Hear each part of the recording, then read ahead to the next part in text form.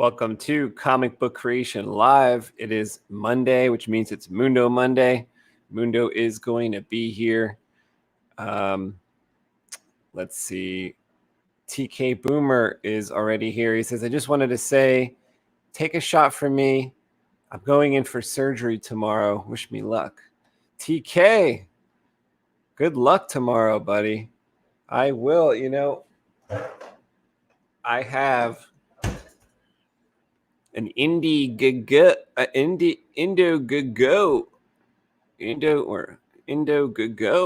which just reminded me of Indiegogo. Our Indiegogo campaign is live. Instead of just taking this shot, this is strawberry vodka, I think it said. It's written so small. Strawberry what? Strawberry, I think it's vodka. I'm just going to pour it into my ginger ale. I have ginger ale here because I like vanilla. Vanilla, vodka, and ginger ale. So let's try this. I gave one of these to Kevin too. He's going to come on here and drink his too. But TK, good luck to you. You know what? You got to send me your shipping address. I have a shirt all boxed up for you.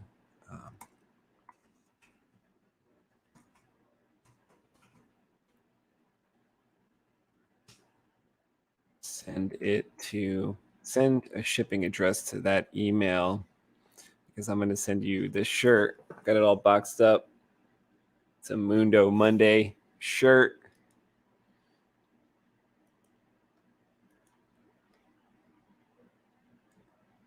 Let me see. Just got to switch my camera up and start drawing for you guys. So let's go to, I think this is the right camera.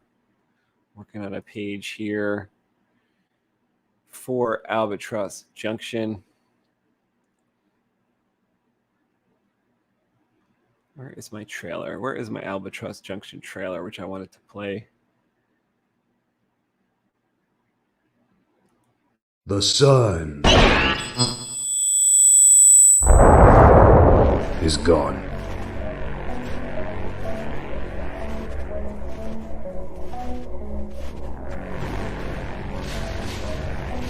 A voyage to a faraway world ends in tragedy.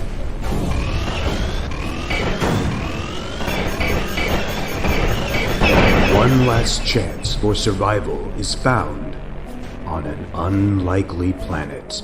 Genetic material brought back could change the future of our world. Albatross Junction.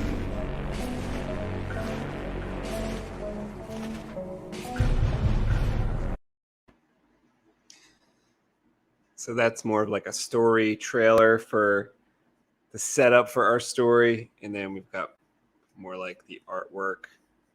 It's a bit different inside. It's more like traditional 90s comic style artwork.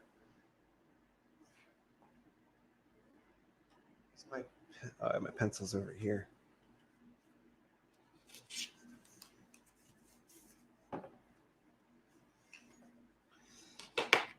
There is an incredible amount of stuff around here. Here it is. So many inking pens, and it's not inking time.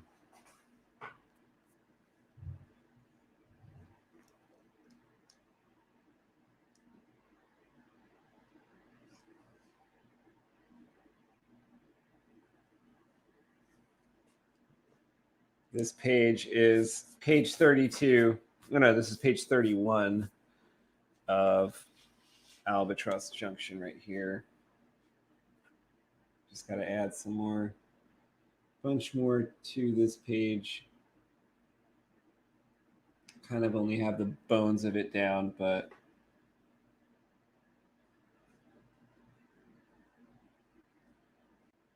it's our two main characters kind of talking here. So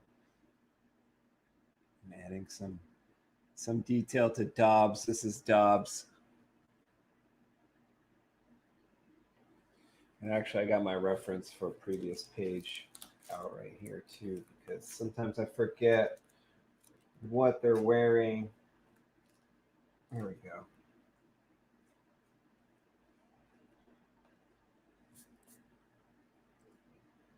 Actually, this I'm not too happy with. This has to be changed a bit. This is Donovan. This is his bandolier. It's not quite right. So fix this bandolier.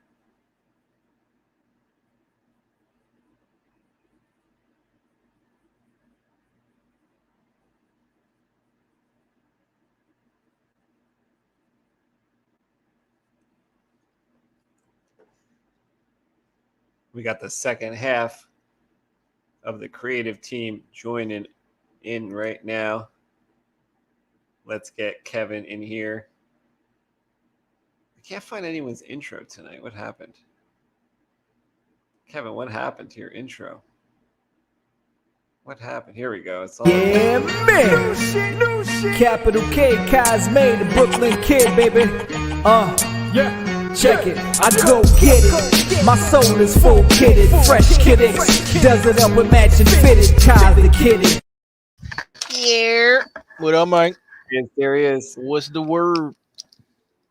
What is the word? Yeah, I was listening to you just talk about Dobbs and his reference pictures and all that shit. I'm like, damn. I went through all the old pictures earlier today, man. I was bugging. There's so much work we did, man. It's crazy. It's crazy. Yeah, I'm still inking your page from last week. I'm about to do some micron work on these perfect circles for the helmets. Yeah, let me know if something's going wrong. Soybean 23, something's going wrong in your live. He said, so I don't know. What's going wrong with the live? Oh, he said we should have a lot more views. So thank you so much. I thought maybe the audio was messed up. I appreciate that. Set me up for the super duper. Well, because Kev, I did a live stream the other day with like Saber people, and you know what? The entire time my mic was a different mic. It was the one that's like hanging off your headphones, whereas I have like a professional mic sitting here. And then someone said that it was like rubbing all over my shirt the whole time. And I'm like, what? Because that doesn't make sense, because it should be the mic that's hanging on a stand, you know? And it is, but I mean, it should have been, but it wasn't set to that. And then tonight again, it said default. You want that headphone mic? And I'm like, no, I want the fucking $100 mic that I've got. You know, what the hell? Why is the computer defaulting to like this other mic? But anyway, COB and the preach. Hey, yo, TK's going for surgery tomorrow. TK. He going for surgery tomorrow. Take a shot for you, bro. The man, what's happening with you, bro? Yo, Kev, I just poured my Indigo into my drink. I didn't take it as a shot, but I just poured it into my ginger ale. As soon as Mundo shows up, man, we're going to take that shit for Mundo and TK. Wish him the best of luck, man, for real. Well, good luck, sir. TK has the power. T to the mother. Hey!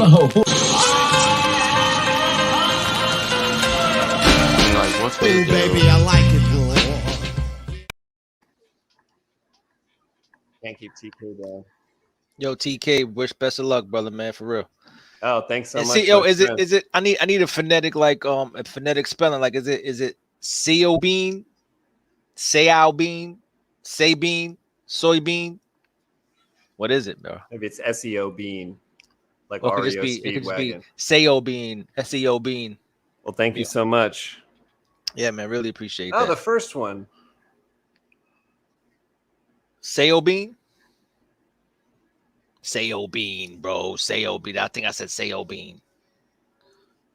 Yeah, let's do that. Nice. Francis Cobe is here. Thank you so much for being here. Hunter X Hunter too. I lost that's my joint. I never finished that show. But the anime Hunter X Hunter, Hunter X Hunter. Because what is it? What is my the X Hunter? Hunter X Hunter? My fucking nephews watched it, and they watched it quicker than I did, of course. They got a little bit more time than I do. And then they showed me like a fucking a scene from the end because they look different. I didn't see them grown yet, so I'm looking at a scene. I'm like, yo, what is this? I was like, they kind of look like, and he was like, then I saw it, and I was like, yo, bro, like, what did I just watch? Like what did I just watch? Wait, man? are you What is this saying show? it's like Albatross, or are you saying it's just like something crazy? No. This show is fucking crazy, bro. This show is crazy. It's bugged out because you see a little kid like man. You just gotta watch it, bro. It's a lot. Well, It's a lot like to explain. It's a lot. little like Albatross things always keep popping up. Not it for had me no, it because, had like, nothing in oh, common nothing at to do all. with Albatross. But I saw the like they start off as little kid. Like you see the kid with the white hair and Sale Bean's his. I think I'm seeing it right. I can hardly fucking see it. I don't need glasses and shit. But yeah, it was wild. Yo, thanks for stopping by, man. Appreciate it.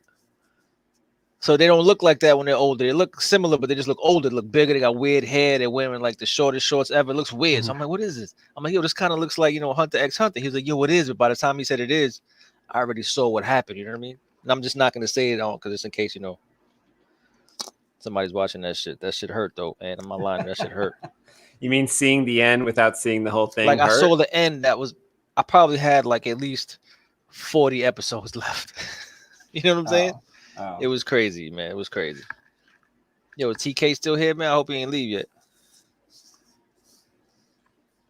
That would not matter for me though if I saw the end of something. Like I'm kind of dumb. Like I forget the I could come back and watch it. I'm like, oh, like what happened? I don't know. Nah, this shit was pretty shocking, bro. It's like I was telling you to watch that show Dark. Remember, it was like a German. I don't know if you ever tried to watch it. It was like a German language show they changed to English, I think. Yeah. I saw some pieces of it. It's like if you saw the end of that, it's so crazy. But if you saw the end of that, it's like I just don't know. It's like you almost have to see the journey, otherwise you're gonna land at this ending. So hopefully the show is like that, where like you landed at the ending, but you really need to see the journey. You know what I mean? There's so much more going on with the other characters as well. Like they got a couple of bad characters that you kind of end up rooting for because the way they twist it. It's pretty good. So there's a lot of things I need to sum up, and there's a whole bunch of shit I haven't seen yet. But what I saw was with the main characters. You know what I'm saying? And that shit was fucking heartbreaking, bro. Damn. That shit was fucking heartbreaking all week. That shit broke my hearteth. I need more light in this motherfucker. Are you working in real life or are you working on your iPad? No, real life. That same page I started. That same page all week. I don't remember seeing. Oh yeah, I do remember it now. Okay.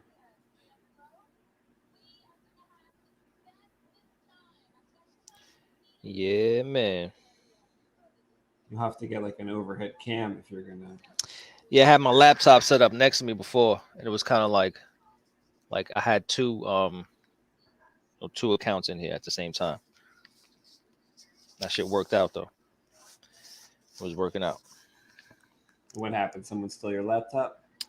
Nah, that shit was just set up upstairs because I was working. And I was running late, so I didn't want to like spend extra time unplugging it, closing shit out, and setting up. You know what I'm saying?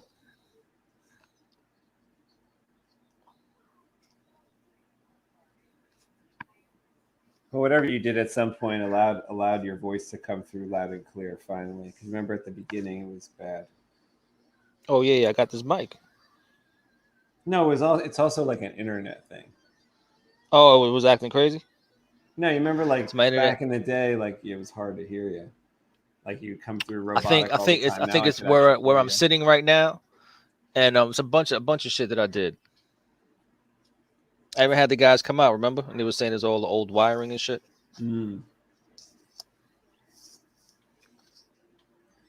Bunch of shit, man. Bunch of stupid shit. Bunch of stupid shit.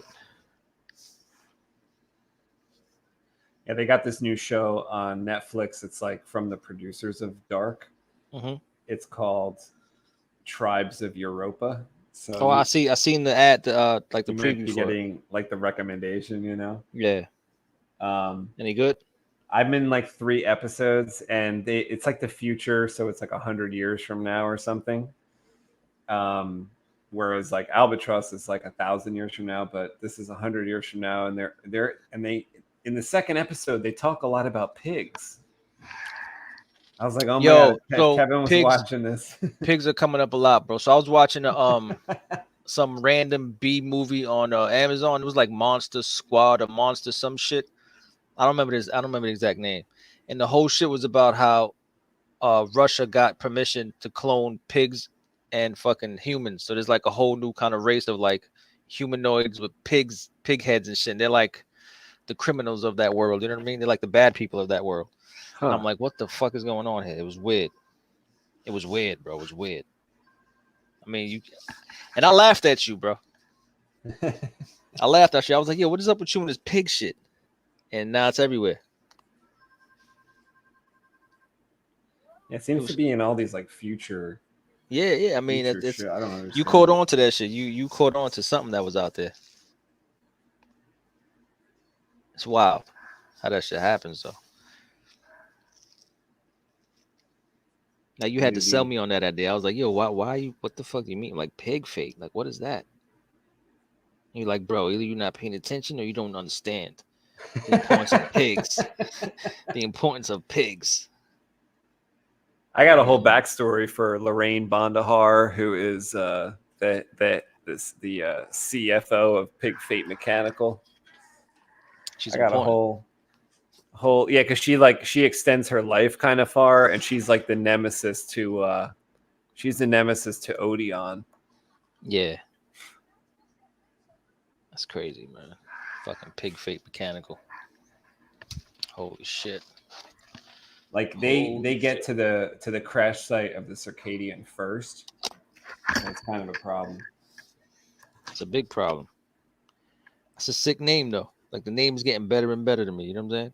Like I love that shit. Like even in Cyberpunk, they have like this big corporation called All Foods, I think it's called. Like they have real food or synthetic. Is that food like the Allspark? It's like All Food. I think it's called All Food. I could be wrong. The Allspark in Transformers. Allspark. The Allspark. Pretty wild. So they got Whole Foods, which is like the Whole Foods, and then there's a different store. They're like, no, All Foods. All food, because there's like no real food in this future and shit like that. So it's a big deal if you got like a real fucking hamburger. It's pretty dope. Like, and I like those futuristic stories where we're like they show us some shit that we're taking for granted right now. Oh shit, Primer, what's up, brother, man? What's going on, sir? Ooga booga. Primal is here.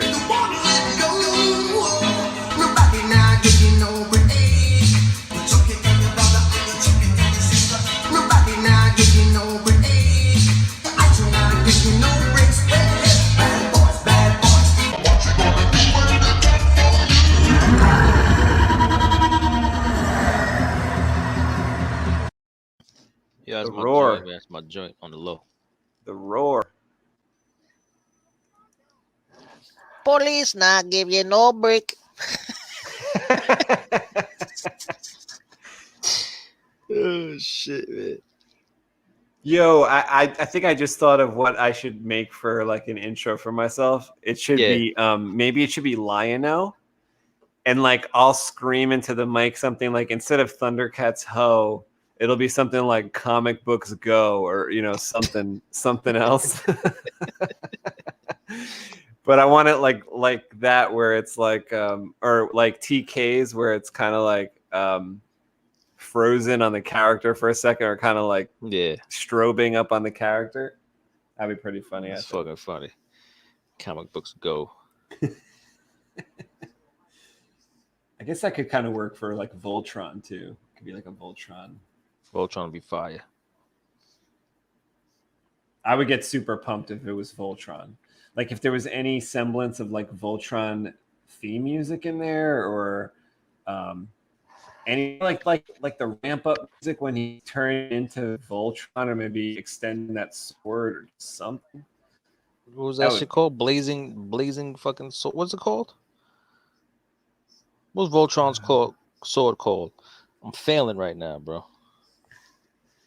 Form something sword. Is it blazing sword? Form something. I don't remember, man. Primal gotta know. Primal gotta know what Voltron's sword was called. I'm doing good, man. Can't complain, man. How you feeling, broskies? I think it was Blazing Sword or some shit. It was something like that. Must be, right? You're right, dude. Wait. Blazing Sword? Oh, this smells good.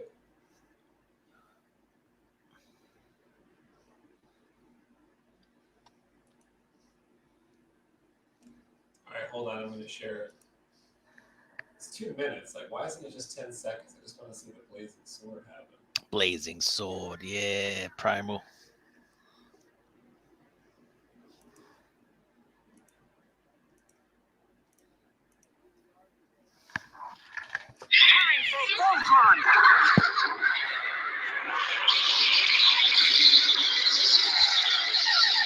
Get ready to assemble. Yeah, boy. Activate interlock. Yeah. Like, if you could get Dinotherms connected in there somehow. Dinotherms connected. I don't know what that's for. That shit is sick. Not gonna lie to you, that shit is sick. Maybe it's like Lion-O, and then it's this music.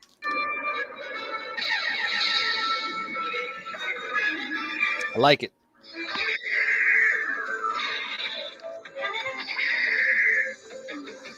Oh yeah, they're forming up.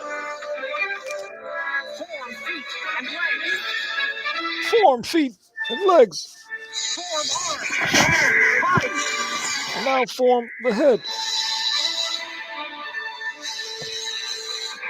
And I'll form The head. Oh wait, where'd it go? Wait a second. I lost it. Damn, man. It was just getting good.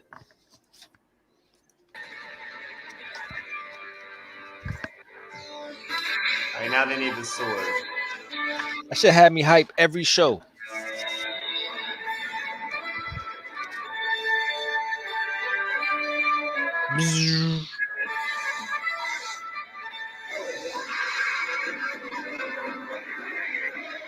My man cut everybody in half, yo.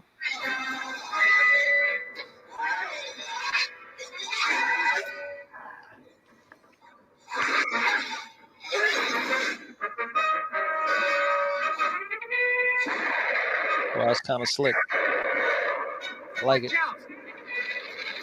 They're not ready for that. That was sick.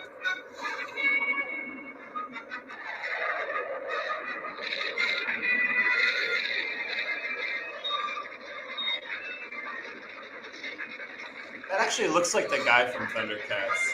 The bad guy.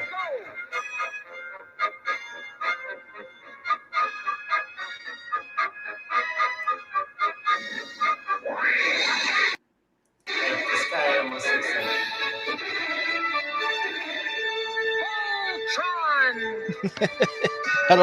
I don't remember him screaming the name like that though. Could it have been one of the... They didn't even show it. I was like, what the fuck? It could have been one of the early ones. Like, you know how they did like more self-explanatory type stuff in the early episodes? Yes, sir. Yes, sir, I do. I that's sure awesome, do. Primal. I've been on there too, actually. Are you on Xbox or PlayStation? I've been playing that. Yo, don't get this dude started, Primal, man. Don't get him on that life. Don't get him on that life, man. Actually, he's all about the heist. He's all about the fucking heist. I posted some. I'm all about like looting the bodies that you kill in Red Dead, and then I started playing Jedi Fallen Order, and when I killed the stormtroopers, there's nothing on their body. I'm like, oh. How was that game? I've never played it. Well, I got pissed off today. Like I did a stream where I'm playing it, and then On Twitch? Yeah, and then it I was doing great. All right, I was doing great, and then it like cut out. So I started it back up again, and then I went like another 40 minutes or an hour, and then I got stuck at a point where I got frustrated. I got so frustrated. It was like a K2SO robot came out on Kashyyyk, and it just killed me. And it killed me like I think it only killed me once. But what the problem was is like in that game when you have like almost a full bar of like experience points or whatever. Mm-hmm. Like I was about to get the bar full of experience points if I just killed like one more enemy, and then it goes into like a bank. I would have got an experience point that I could spend, or a skill point I could spend on like a power. Yeah, I was almost there, but if you get killed, like if you're out of lives, whatever, if you get killed, that all that experience from all that battling that you've been doing for 45 minutes is gone. Like the sun is gone, you know? So K2SO kills me. I lost all my experience points, and you know what? I didn't even say goodbye. I just hit stream like off. I was just like, I can't deal with this. I'm so fucking pissed. And I was cursing. Fuck you all. Like fuck everybody who's watching. But I was having a good time up until that point where I lost all my experience points, because I almost lost my experience points a couple times, and I pulled out like a win, like against like all these enemies and shit. But then it started going wrong in the stream, and I was like, you know what? I'm furious at this point. That shit hurts. I'm not gonna lie to you, that shit hurts. Primal plays Xbox. His one buddy is ranked nearly 200 something, and Primal's 48, and his other friend is 38. I'm 93 in Red Dead, because I know that because I just got to the point where I could get the dynamite arrows. Yeah, I'm ranked 13. I was playing for a while to try to get the dynamite arrows. That's a lie. Really? It was easy to get to like 25. You could probably get to 25 pretty easy, right? I don't play that shit at all. Because like the earlier levels, they bump you up quicker, and then as you progress, it gets harder and harder, or it gets longer and longer to get to the next level. I don't play nada. I play nada. All right. You don't got time. I ain't got time to fuck around, man. I ain't got time to fuck around. So you know what? I don't fuck around. I need my brush. I need my brush all week. I just had my whole roll here, man. Now I don't know where the fuck is that. How retarded do I sound right now? But nobody talking back to me. I sound weird, right? So my niece is over here chilling. I'm just talking, but she can't hear you. So I know I sound crazy. It's not like I'm reciting like E equals MC squared type shit. E equals MC squared. Oh, his Primal's level 200 friend has the best horse in the game. It was like $2,400. I have a Mustang, and my other friend has an albino Shire, which is huge.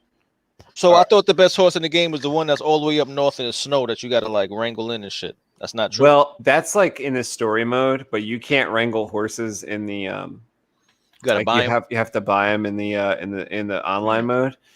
So I bought that horse. Like I forget how much it was, but like for whatever reason, I had like a coupon. Like Rockstar sometimes you had a coupon for a horse, bro. Yeah, like they always send you these like gifts. Like if you check your benefits section. It's like it might be PlayStation Network. It's like PlayStation Network gifted you all this stuff. So it's like go to your post office. I go to my post office and it's like a can of beans, a can of like fruit. I'm like, this like really? And then they might give you some other stuff, but sometimes they just give you stuff, you know, and that's like one of the things. They're like, oh, you have a coupon for like 30% off a pair of pants. And I'm like, okay. But sometimes when you're buying something, it goes, hit this button, you got a coupon. For a horse. I bought the white, like whatever it's called, white whatever horse, and then I have the black whatever horse, and they're both like the best horse. But I guess as you get up, that game, man, I just don't play it. There was a time there I was like killing animals and bringing them to the butcher like over and over again. So I was just trying to make this money, Then my friend told me about the jobs you could get in the game. So I got one of the jobs and I started just doing that job in the game and getting money. I just remember first Arabians, playing that that's shit, it. and I got addicted, man. That shit was just a fun game to play. Which one's that? Red Dead? Red Dead, yeah, hell yeah. Yeah, I wish we could play online. I wish there was time. Like, story mode got so crazy after like about, I would say after 5 weeks of just playing all the time. Shit, I never finished the story. I should. I deleted it. I was like, you know what? I need to delete this shit. This shit is ruining my life. Like I was seriously, I was a cowboy, bro. Like I went online. The cowboy. Oh, so you got into it at least. Like I went online as the beta, like when it was in beta for like months, and I was like online in the beta, and then I just never went back to the story mode. Then they launched the like official one. I never went back to the story. I was right in the middle of the story, but story mode was serious. Like I like the like the online. You sure Mundo ain't back here? I ain't fucking. I don't see him. No, I don't see him. Oh, I ain't checked the other joint. I saw him on Facebook that he definitely knew there was a show. Hopefully, I sent them. I think I sent you both the link. I think Matthew was ready to fucking come on too. Oh, I haven't talked to him. I should send it to him. Yeah. He said send him the link. Oh, okay. I was gonna say if he like comes in here, I'll pop the link in here. He was like, "Yo, send me the link."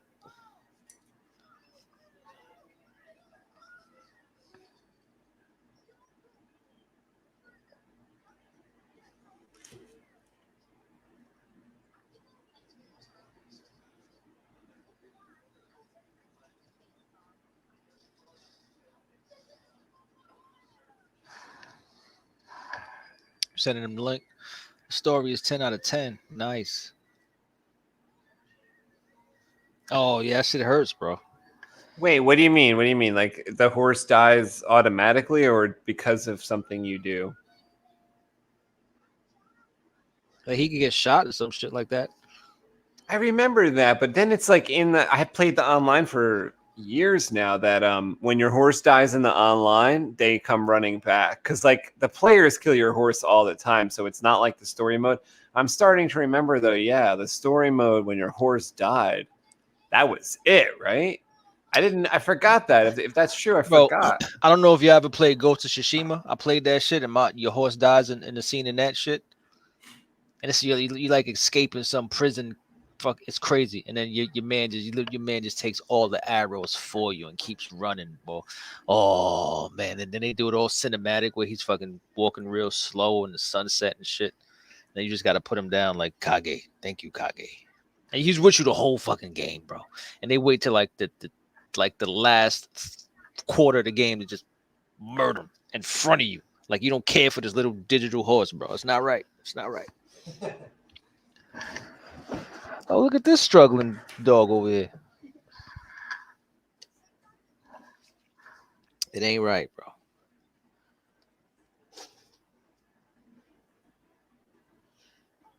Yo, did you just walk away? Well, you said email. I gotta do that, so I'm emailing. All right, Cody, don't bump the table, man. Don't do that. Dog is bumping the table, man. I don't need that. I don't need this in my life, bro. Oh my god. The story mode is permadeath, huh? That sucks. I do remember that though now. I do remember that. But it's just been so long since I played the story mode. And I think I was only about 50% because I didn't really do that much in story mode by the time I kind of left it and never came back for Red Dead Redemption 2. But I think that game's awesome. You know, I don't think there's enough like snow area though. Like I've been trying to hang out like in the snowy area and there's just not enough to do up in that. I should have sick. I got all them legendary fucking animals. Yeah, I killed like a legendary bear. Legendary fucking beaver or some stupid shit. That shit gets crazy, man. That shit gets crazy. Yo, is he still trying to go in your bag? Oh Lord. Oh no, that's Chips. My dog is an official beggar, bro. Like On my official. on my video that's on Twitch from I think yesterday.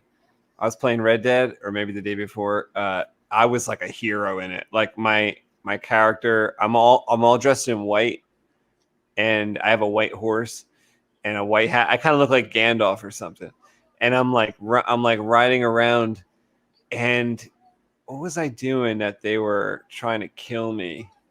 But I was killing everyone on horseback. It was crazy, and I was just like shooting everybody and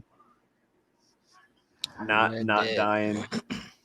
Like I played for a while without dying, and then you know how I died? I got attacked by wolves. Like I actually got thrown off the horse. Don't you hear them howling or some shit? And you gotta look behind you. Most of the time, I could actually get away from them. This time, I was like kind of cornered, and I was up in the snow, and they threw me off my horse, and then they got to my neck. You know, once they get to your neck, yeah, like they rip your neck. Isn't there a legendary wolf? Oh, there must be. I think I did the legendary wolf. I killed it. It was like a wolf man comes out too. It was like, oh shit, he's surrounded by 30 wolves, and it's a wolf man. It's crazy. I had to shoot him right in the face. Nah, I never seen that shit. That's crazy. Primal says, I have a funny story about my horse. I thought he was a girl because the game said it was, and I named it Darling. And then I exited, and it was a boy, so I had a male horse named Darling. It's all right. I think that's okay. That works. I mean, one of my favorite pitchers growing up was Ron Darling, yo. You know what I'm saying? It's my guy on the Mets. It's all good. Private chat. Mundo in the hizzle. We got Mundo in the back room.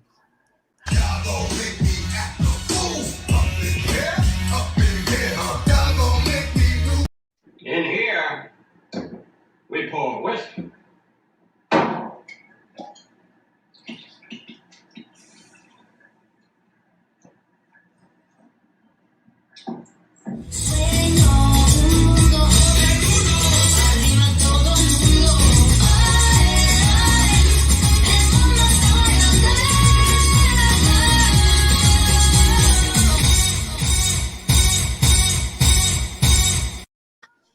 Yeah.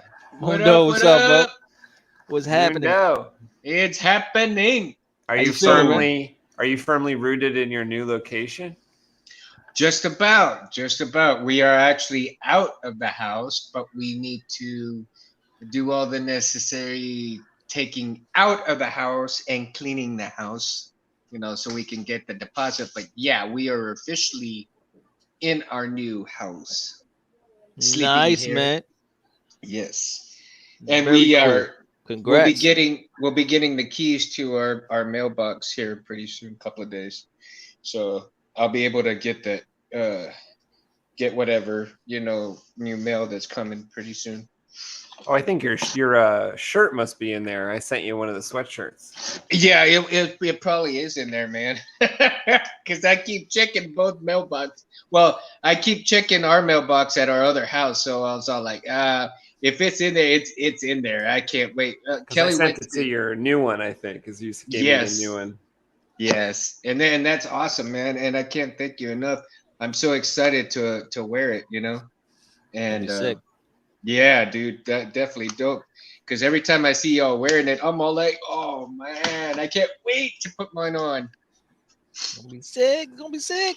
We can't wait. And I tell you, some of my coworkers, man, are so interested in seeing me have it so I can put it on, and I'll have to put like another shirt on top of it because of work purposes. But I'll be able to unbutton it and show it off and stuff. So maybe I can get some merch running. That'll be fire. Yeah. Primal says congrats on the house. Thank you, Primal. Awesome. Thank you very much, sir. I saw some interior pics. It looks real comfy. Yeah, dude. I mean, it is. Oh, it's awesome, man. I tell you, like I said, with the heavy price that was paid, it's a beautiful house in itself, you know. And I just can't wait to share the rest of the house, you know, with you a little bit later on once we get everything situated and put away and all that good stuff, man. You know. And yeah, we got our shots ready to go, man. Oh yeah. Whenever you ready. Yeah. Well, you poured yours. I got mine in the shot ready to go. I thought you were talking about vaccinations. Nah. Yeah, I think the girls kind of put my shot glass somewhere, so I got to search for it. Maybe by Wednesday I'll have it, find it. And I got Matthew. I need to put Matthew's up in a box and get his like address or something so I can send it to him. I bet you Mundo would like Red Dead Redemption because it's like you He could is be Red like Dead a hunter Redemption. in it, and then you get attacked by these creatures. Like Primal says, wolves don't scare me that much, but cougars and grizzlies in the game are terrify me. Yeah, like sometimes when there's like a grizzly that'll jump out, or you kind of hear it sometimes first, and then you can get mauled by it, or sometimes if you seek it out, you could kill it. I don't know what it is, but like Resident Evil was kind of like really, it wasn't scary for me, but it was interesting. And it's like when something came at you, you're like, oh shit, oh shit. A lot of jump scares. They had a lot of jump scares in there. I got the remade or like the remastered version of it last year. I got to play it on my PlayStation. Oh, did you for the PlayStation or what? Yeah, PlayStation.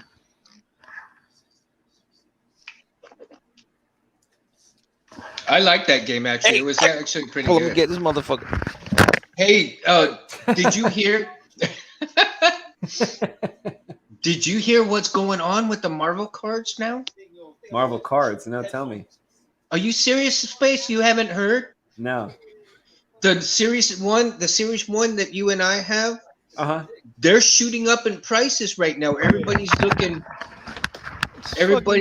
to get gems right now for that shit. They had Why?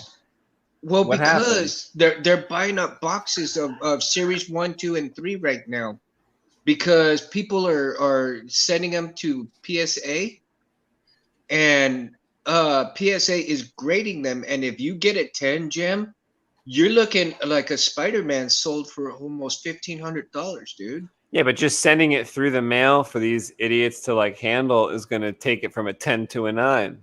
I know it. So that's crazy though. That's funny that you say that because we were just showing those cards a couple weeks ago. Yeah, there's all kinds of bids going on right now about how much the cards are going up in price. I mean, you're looking. I think what was it? I forgot. Like the Stanley card was going for almost $3,000, dude. Damn. Yeah. Hold on to them if you got them. Yeah, I got mine. I know that's for sure. But it has to be like printed correctly. You know what I mean? It has to be like, if it's off centered, and it's not gonna be worth much. But if it's like the perfect centered card, you're golden, dude. You can get anywhere from 1,500 on up. 1,500. Yeah, dude. I could pay for a lightsaber with one of those cards. Which cards are these? The Marvel series cards. 1, the Marvel cards, shit. man. The series 1, 2, and 3. Remember, That's Kev, crazy. we were showing it on the show the other Yeah, day. you got a couple around you right now. That's crazy. I'm going to hold them close to my heart. Hold them close to your heart, man. Well, Close to see, your and heart. they're not sure whether they're predicting whether it's gonna be like a week or two, a month, or if they're gonna just keep going up and up from this point on, or they're gonna get the respect that they should have gotten like a long time ago. You know what I mean? Respect. If there's, yeah. So, and I apologize if there's a lot of echo in here because I'm in. No, in the you sound good. In the new garage, man. It's like huge. I think the internet's better over there. Maybe. Clear. Yeah, you sound good. I don't know if you guys can see a little bit, but I got a little boxes behind me to hide all the mess with some pictures of Wolverine and Iron Man behind me. See him right there. Probably have to push it up a little bit more so you can see him, but Yeah. kind of like my little background right there for now. We appreciate the effort you've been putting in your background. Oh, and I did a live vid today too. That was awesome. Thank you. That's you saw good. it? Yeah. Oh wow. I put the link in the comments over there. Oh, cool. In case anyone saw it, and like, because I was like thinking, first I put like a picture, like a thumbnail, then I was like, wait, but that, like, if they want to see it, they won't be able to like click through. So then I put the link to like actually get here. Oh, cool. In case anyone wanted to. Primal's birthday is this Friday. Oh man, well, happy early birthday! If I don't get to talk to you, buddy. Let me think. So Definitely. today's Happy birthday, 22nd, man. 23rd, 24th, 25th, 26th, February 26th. Happy birthday. Wow. Yeah, my little one, my youngest, she turns 14 tomorrow. Tomorrow's her birthday. Happy birthday. Yeah, she'll A say lot of thank you, birthdays thank going you. on. Yeah.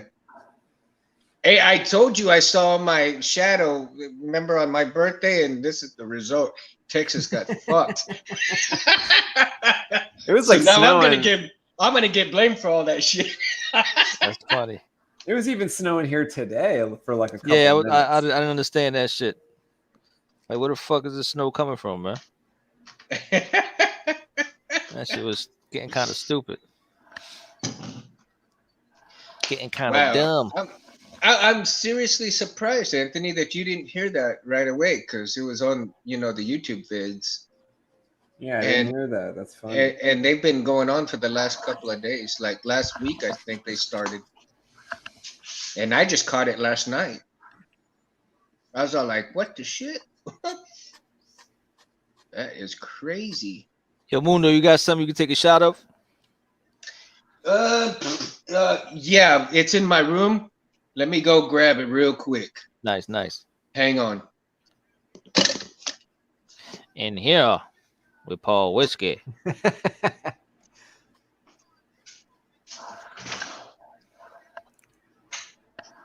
Primal says it's Steve Irwin's birthday today. Yo, that's a wild fact. That's crazy that you just know this. That's R.I.P. to that man. Got stung by a fucking stingray or some crazy shit like that, right? Or like what happened? Like a horseshoe crab? Something stung him. Like what did he land on? Shot through the heart.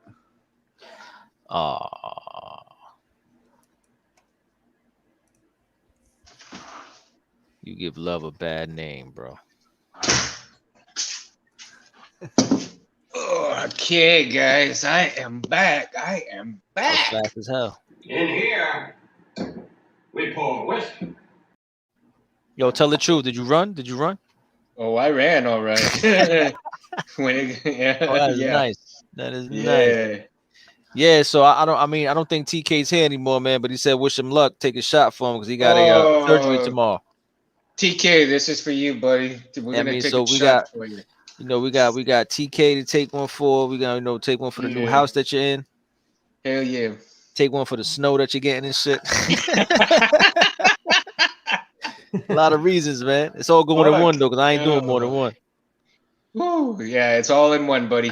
All in one. Cause this shit's powerful right here. I got the indigo shit. Indigo. Yeah. Indigo. Yeah, there you go. Clink, What's up? clink, clink. TK, Mundo's house.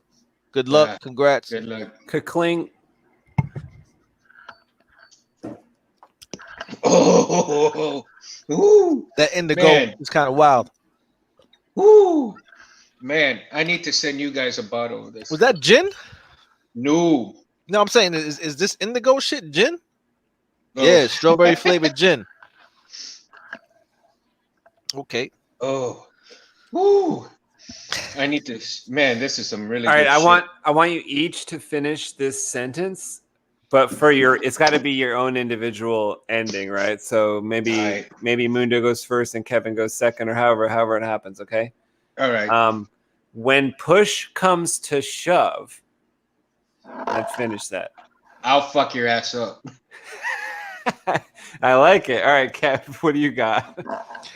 When push comes to shove, I can't. I got so much shit in my head right now. I gotta pick one. I gotta pick one. Say one. When push comes to shove. When push comes to shove, you force that bitch in.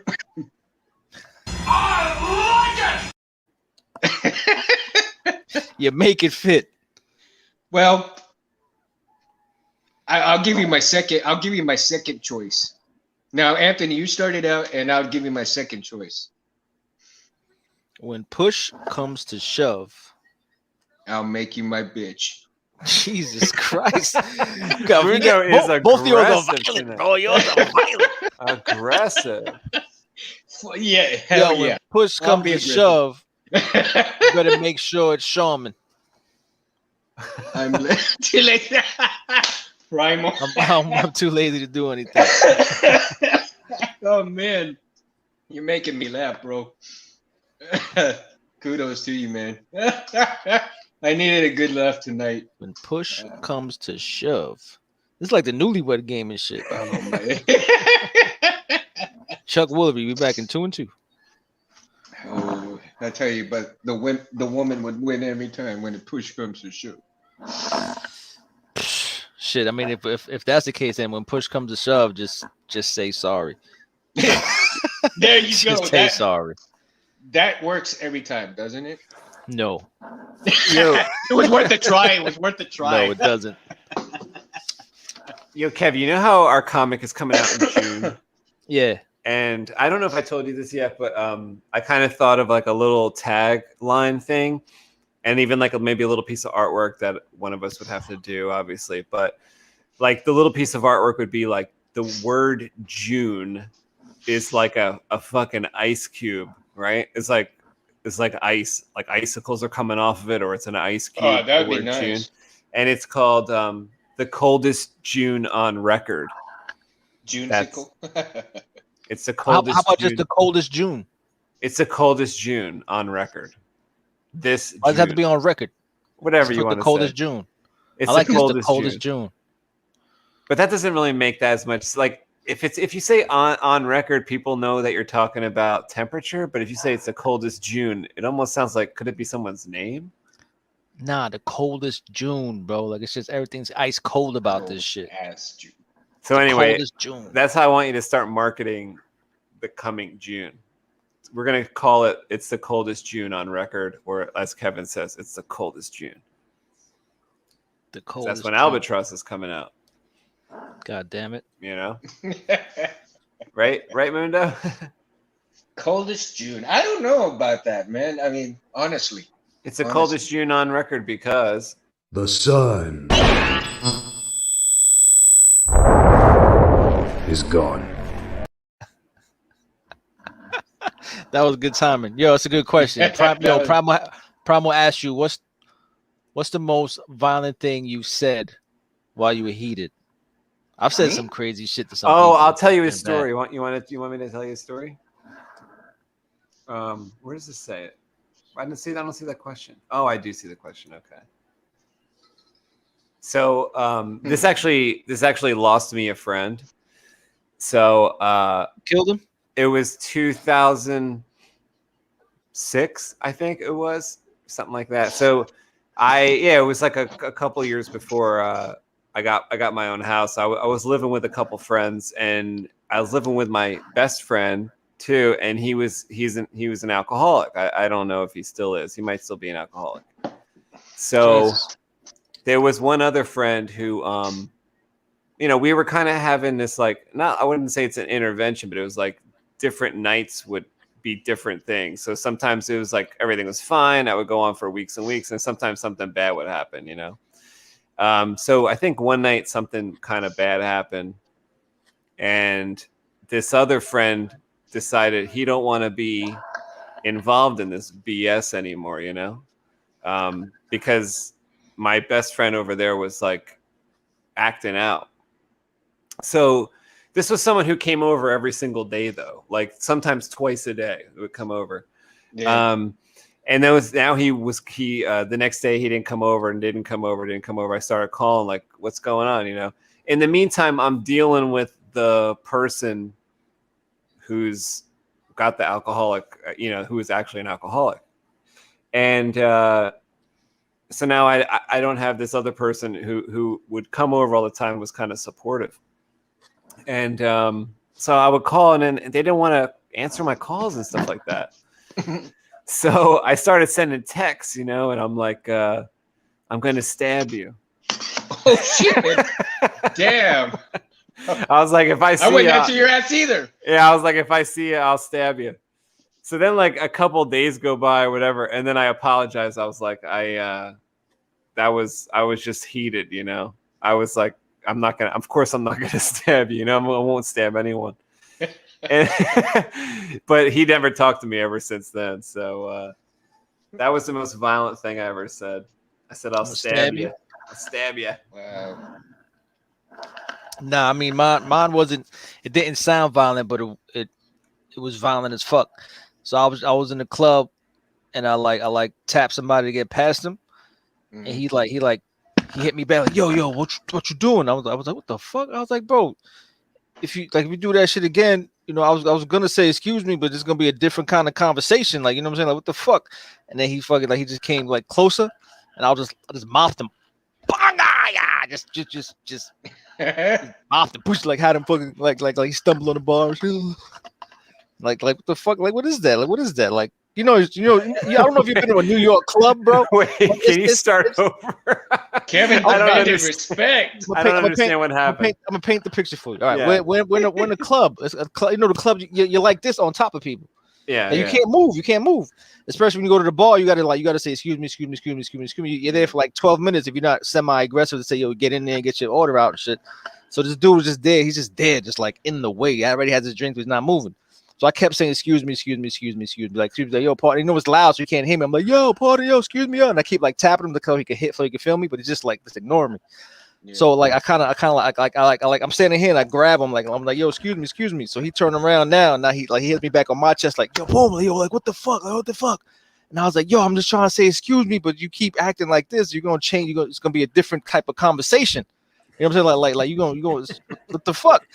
And then he started coming like, yo, like, and I was just like, bangaga, just boom. Wait, so he started punching? He started punching? Yeah. He was out. He was drunk. Like, he was drunk and stupid. You know what I'm saying?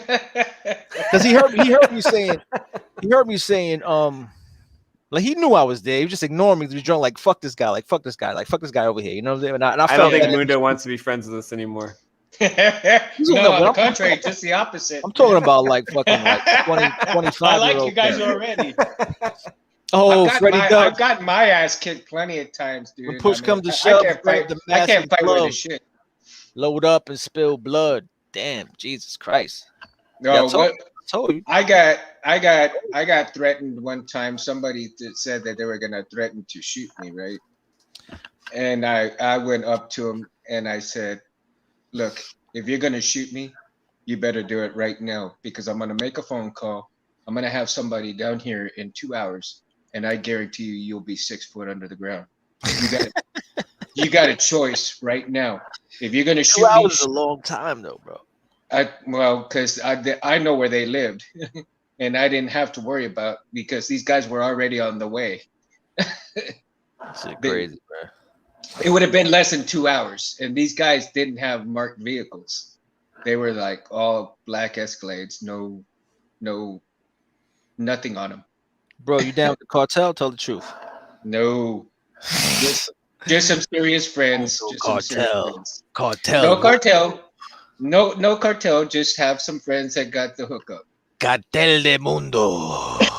So anyway. It was a situation where this motherfucker, I mean, he thought he was, really Billy Badass, threatening me. And, I told him, you got two choices. You can either shoot me right now, or you can get killed yourself. And even if I'm dead, they're still going to take you and your whole family out. Make your choice. Yeah. I mean, you should have led with that one, bro. I said, make your choice, because all I got to do is, I already got my GPS going. I already made the phone call. All I had to do was make the phone call, say, hey, drop it. I'm done. I wasn't out in these streets threatening people's lives. I wasn't getting that far with it.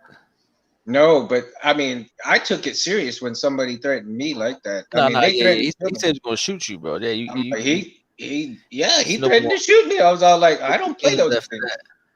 I don't play those games, man. Yeah, no more I mean, games after that.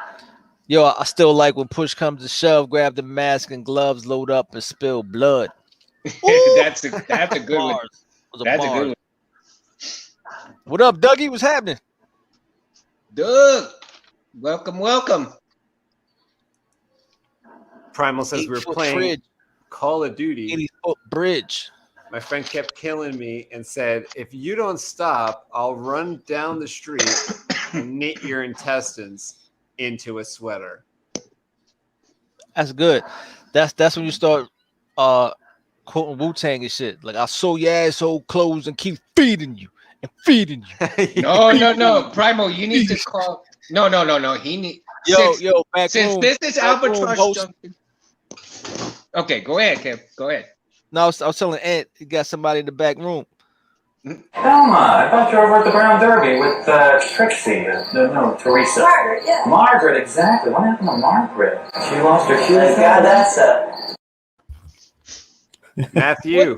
Hey.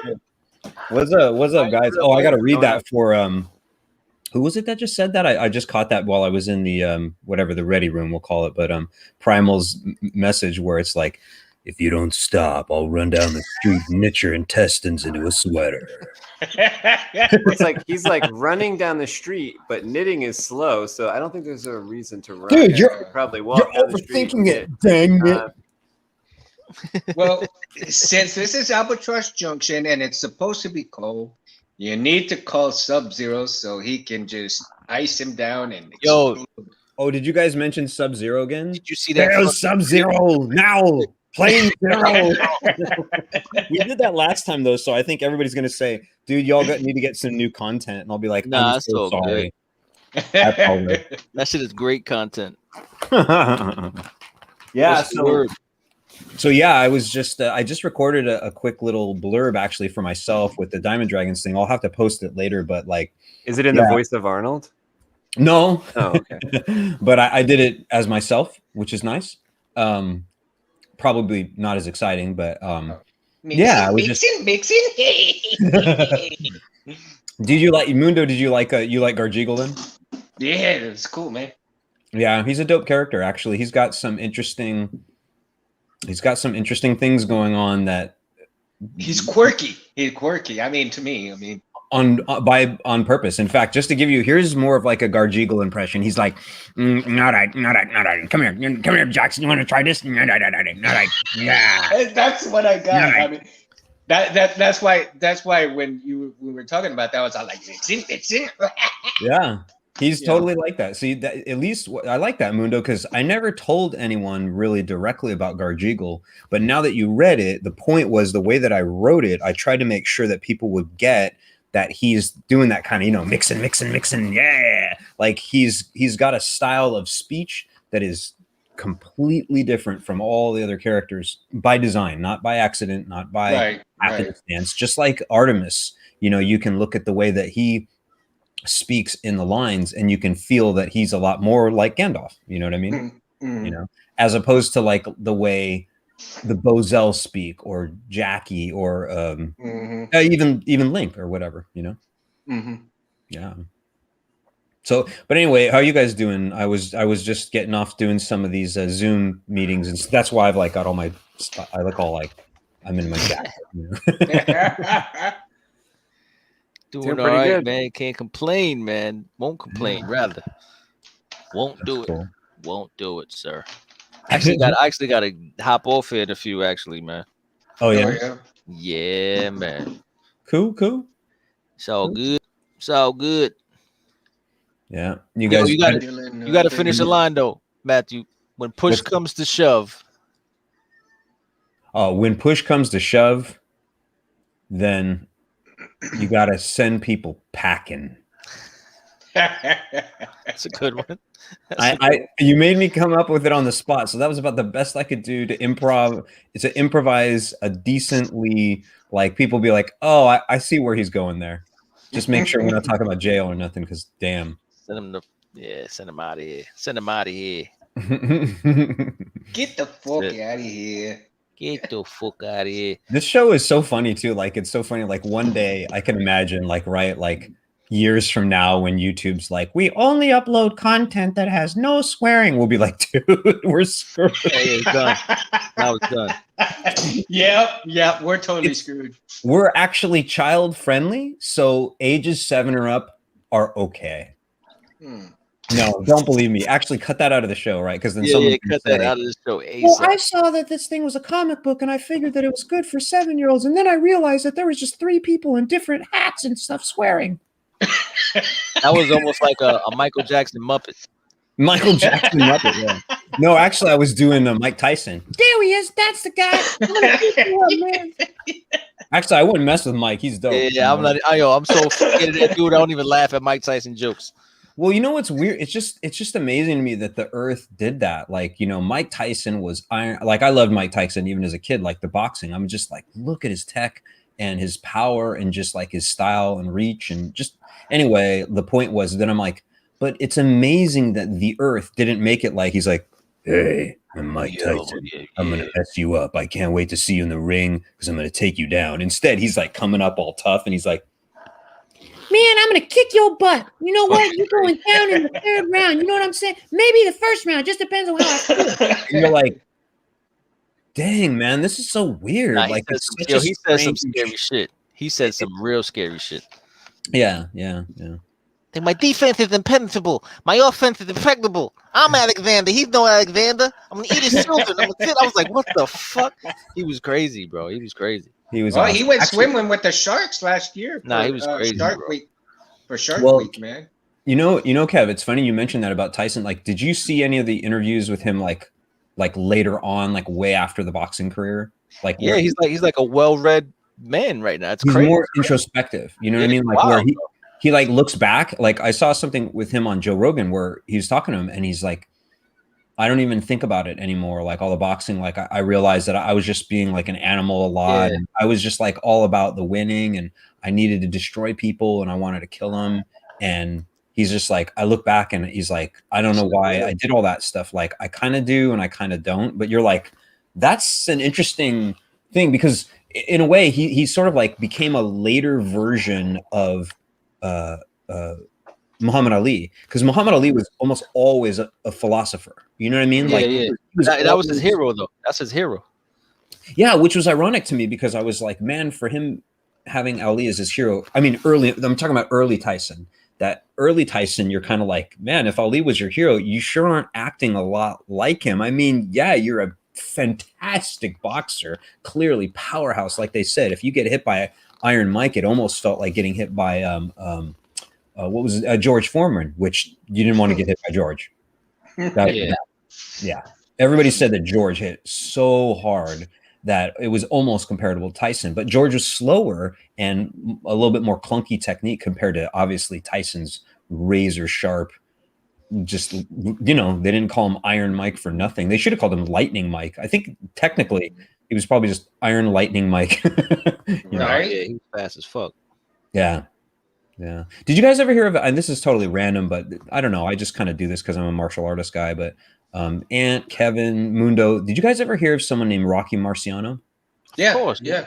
Oh, okay, cool. Because see, sometimes I talk about that with people and they're like, what do you mean, you know, what are you talking about, Rocky Balboa? I'm like, not that Rocky, thanks though. You know, like I get it, but you know, yeah, I loved his defense style.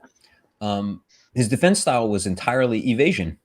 And back in the day when Rocky Marciano fought, no one understood it because he looked so unorthodox, doing all these dips and bobs and weaves, and he's like getting all super low, and he would lean in the most unorthodox directions, and he looked like it looked like a disaster to an untrained eye. But if you were intelligent and you knew anything about boxing, if you look closely at his footage, and that's also the irony because the footage is so old that, you know, the frame rates and the captured quality it's kind of janky. I mean, what do you expect? It was in the I want to say he boxed in the, do you guys know, was it the 40s or? Yeah, late 30s, early 40s. That's what I was going to say. Actually, I'm like, I almost wanted to say 30s, but I'm like, I don't think it was like 31. It was, but you're right. No. Yeah, it was in the late. Late 30s. late 40s. But anyway, my point being is exactly so. I happened to see, and this is like a decade ago, some footage of Rocky Marciano. Again, not Rocky Balboa, of course, which still cool movies. But anyway, and I was like looking at some of the tech, and it was being played in slow motion, and I'm like, oh yeah, like look at this. This is what I'm talking about. And it was just demonstrating some very what I call rudimentary actions for martial arts. Reason being, in fencing, we use a lot of the actions that he was doing, which is essentially evasion, making the action miss and make them fail, and only make them fail by millimeters or inches, not like get way out of the way of a swing, make them like, you know, boom, you know, and the whole point is when you miss by millimeters, you're not aware of it in the moment until you just miss. But if someone steps way out of range while you're punching, you know you're not going to hit them. You know you're not going to hit them. But that was something that was key. I don't know if I'm helping any of you guys with this stuff or whatever, but like in fencing, the goal for me, and this is really for all athletes, if you're going to make someone miss, you make them miss by millimeters, because they're in their mind, they're thinking, I'm guaranteed to hit you. You know what I mean? And then you make them miss, and that's happening all in like milliseconds. And then you tag them back, and they're really close in range for you to hit them back. Does that make sense? I know that's hard to visualize. Yeah, no, that's Mayweather. Well, it's ironic you say Mayweather, because then I remember when I saw there was like this hubbub. Everybody's like, man, Mayweather's always like dodging and sitting back. He's not really boxing him. He's just like, he's lazy. And like, I heard all this and I was like, wait, explain that to me one more time so that I understand your point, because I'm missing it literally. And then they're like, well, you know, he's always dodging and he's doing this, and he's not really like in there, like boxing, like doing, you know, trading punches. And I'm like, okay, so there's a lot to unpack here, man. Like, you don't actually know anything about boxing. Like, I'm being honest with you. Like, I'm like, you don't know anything about boxing. And they're like, what are you talking about? I this, that, and the other. And I'm like, no, I'm saying at a core level, you don't understand. Like, if you don't understand Mayweather and what he's doing, then it means you don't understand Rocky Marciano. And it means you definitely don't understand Ali. Nope. So I was like, wow. Any of these people were like, man, Mayweather, he just sits back and he's and I'm like, that's the sign of what we call an intelligent man, because then you end up with your face still looking like a face. Yeah. And not only that, but I love the fact that you make your opponent tired. You're setting them up for that one boom. There's a great video out there, Mundo, called and I think it's called like Travis Fights or something. So shout out to Travis. I've seen his video. Millions have seen his video too. I'm not sure how it gained all the sensation, but it's probably because it was a great lesson where his video pops up and he's like, hey guys, as you guys know, I box and stuff like that, but I decided to do a crazy challenge today and just go out to random people in the street and challenge them to punch me in the face. He's like, obviously I'm not going to try to let them do that. That would be weird. I'm going to try to make them miss. And anyways, the whole lesson was, of course, he was pretty, this boy's prayed up, you know, he's trained up, he knows what he's doing. So he's give these gloves to people. He says, hey, do you want to hit me in the face? And they're like, not particularly. And he's like, no, it's just for fun. Like, go ahead and try. And don't worry about it. I can't hit you. Only you can hit me. Please only hit in the face. But like, I'm not going to hit you. And then he would proceed to basically not make fools of them, but like dodge everything. Just everything. Everything. And I mean, almost everything. Like, I think, you know, he said, hey, I'm going to celebrate. If someone hits me, I'm going to be like, oh, hey, nice one, nice one. Then they keep moving. Anyways, at the end of it, he was just like, what you just said, Mundo. He's like, missing punches makes you tired. And it's true. It's a lot harder to miss a punch, which sounds weird, than to actually connect with it, because then it's sort of like, I don't even know how to explain it. It's a physics thing. I don't even know how to explain it. Yeah, but the energy that you expend in throwing the punch and bringing it back, I mean, all that energy that you're doing, it's like constantly, yeah. And your body just starts getting tired from all that, you know, muscle movement. and then it starts getting heavier and heavier and heavier. But And what by I, the what I time- mean to say is, it's, let's say we played a game and we said this boxer is going to punch the bag a lot. This other one's going to keep moving the bag around and make the person miss a lot. They're going to throw exactly 100 punches. We stop them immediately once we've counted, and then you kind of find out who's more tired. Now, it's not the most scientific thing, but my point being is the person who missed 100 punches compared to the person who landed 100 punches, the person who missed is going to be like maybe twice as tired. And I mean, of course, I'm kind of exaggerating any possible, data or whatever, but it's like, dude, like when I used to do SCA way back in college, SCA was medieval sword fighting. You do like sword and board, shields, helmets, all that stuff. People used to get upset with me because I would get out of the way of their actions. And they said, oh man, you got to stop dodging my actions. I'm like, really? Why is that? You want me to get hit? What? And they're like, no, I mean, block them. And I'm like, what? I can do both. And I did both, but wait, I don't understand. You want me to not make you miss? Wait, you want me to not make you miss, but instead always block? Why? And they said, because it hurts my wrist when I swing the sword. And I was like, oh, well, maybe you shouldn't swing it at me.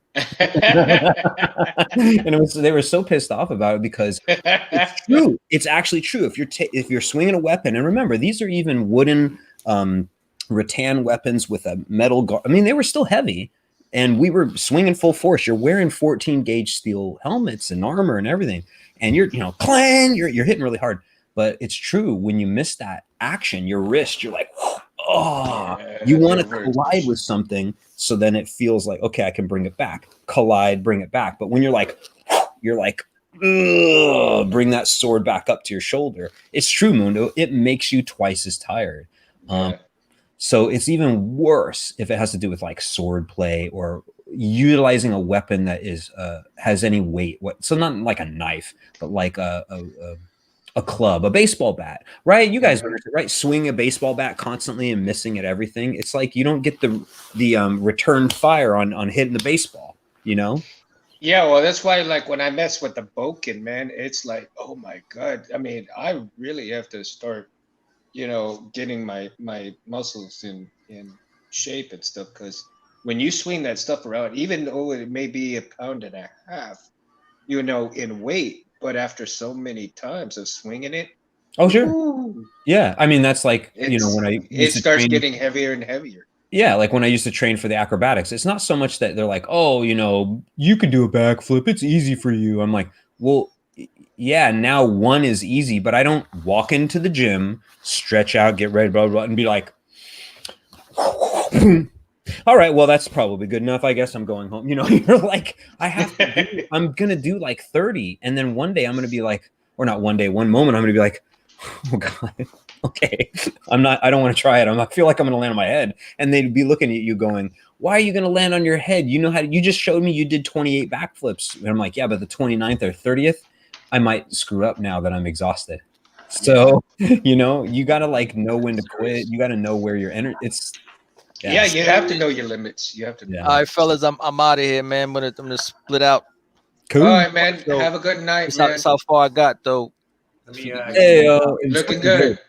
Looking real good. I'm constantly impressed. I wish I had any real possible input, because like for me, everything just looks great, because like I couldn't draw to save my life. So again, same comment, Kev. Are you a good witch or a bad witch? It's coming together. I saved all the perfect shapes for last, and I'm gonna have to use all the rulers and the templates that I have to like get the perfect circles and straightest lines and shit like that. Before you leave, who wins, Godzilla or Kong? Oh, I'm kind of going for Kong, man. This raw brute strength. Wait, doesn't Zilla have like the breath and stuff? The breath. That's what I'm saying. Like he kind of got like a cheat. You know what I'm saying? He got like a fucking radioactive spray. He's got like reptiles. Yeah, why is it radioactive fuel? That's like saying a dragon cheats if it burns with fire or ice, or like this dude. You electrocute him and he gets stronger. You know what I'm saying? Kong doesn't got shit. He doesn't have shit, but like he doesn't have nothing. He's just a beast. Well, but I mean, that's fair, but it's sort of like, then that's why you can't really do the comparison thing, right? Because like that reminds me of like when people are like Superman versus, and then like like Mighty Mouse or something. You're like, dude, get out of here. Like, don't be mean. I feel like That's funny. I feel like Kong is the underdog, so I'm going for the underdog. That's a good point. Also, they kind of like try to even him out in some of the movies, like the newest Does he trailer. breathe fire now? It looks like they make his size a little bigger, make him like a little more like he could handle Godzilla. I mean, He's they did this weaker. back in like the 20s, didn't they? Or I mean, not the 20s. Like Yeah. Oh yeah, they do it all the time. So Kong's Kong been doing was like always- protein shakes and some lifting, and some reps. He's like, me strong, me beats. Why did I turn into a Cookie Monster? that was me beats Godzilla. Me eat cookie, me eat Godzilla. Oh man, that's funny, man. All right, fellas, man, I'm duck out of here. Peace. Good luck. See y'all on Wednesday. Later on. Give you guys some EA Laha stuff, right? Cool.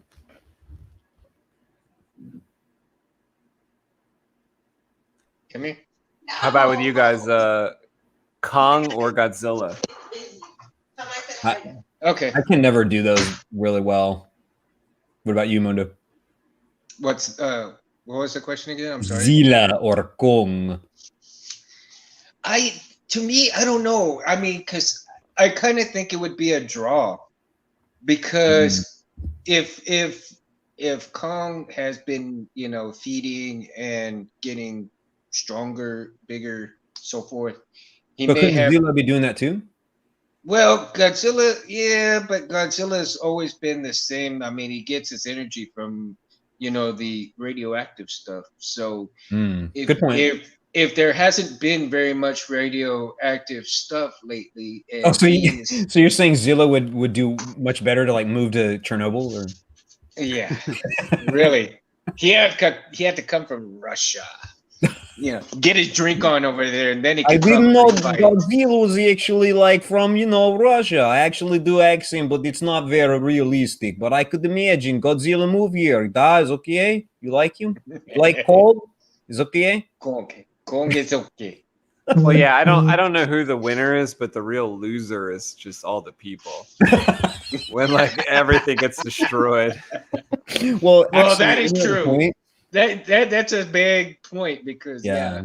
Does Godzilla have an insurance policy? Because damn. Yeah, but he's all fired up about it, Oh, I knew that was coming. I walked right into that. Like I walked into that building that he crushed. Ew. Yeah, there'd be a lot of collateral damage. Like, can you imagine how many toilets he like wrecks in these buildings? And then so there's like geysers of probably sewage, and then just Godzilla's just tromping through it or whatever. And then he goes on to the next city, and you're like, what is that awful smell? And you're like, that's Godzilla. He's obviously been in one city before and ruined the toilets of this building. We can smell him coming now. They're like, oh shit! What? It's shit! Exactly. Like, but at least it'd be a telltale sign, haha, that he's coming. Yeah. You'd be like, what is that, Mundo? And you're like, I think it's Zilla. He's coming. Everybody's like, oh shit! Yeah, no pun intended. Damn it.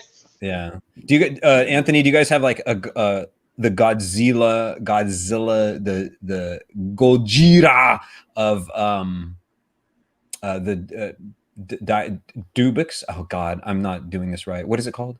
The Dybbuk. Dybbuk. Sorry. They really aren't that big. They're more like, maybe they're like 2 stories tall, but that's as big as they get. That's as big as they get. That sounds big enough. But I see your point that you're like, there's no like super Dybbuk or whatever. Yeah. So they're about the size. Are you saying like they're almost about the size of an elephant or 2 put together?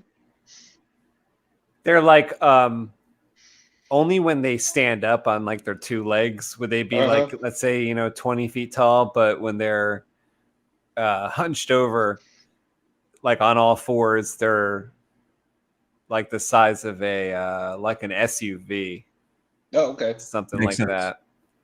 Yeah, And- especially if it kind of like curls up, you know what I mean? Like it could probably hide itself behind things, not like it could hide itself behind things that most people think, oh, there could never be a Dybbuk behind that. And you're like, maybe don't want to assume that there, Nico.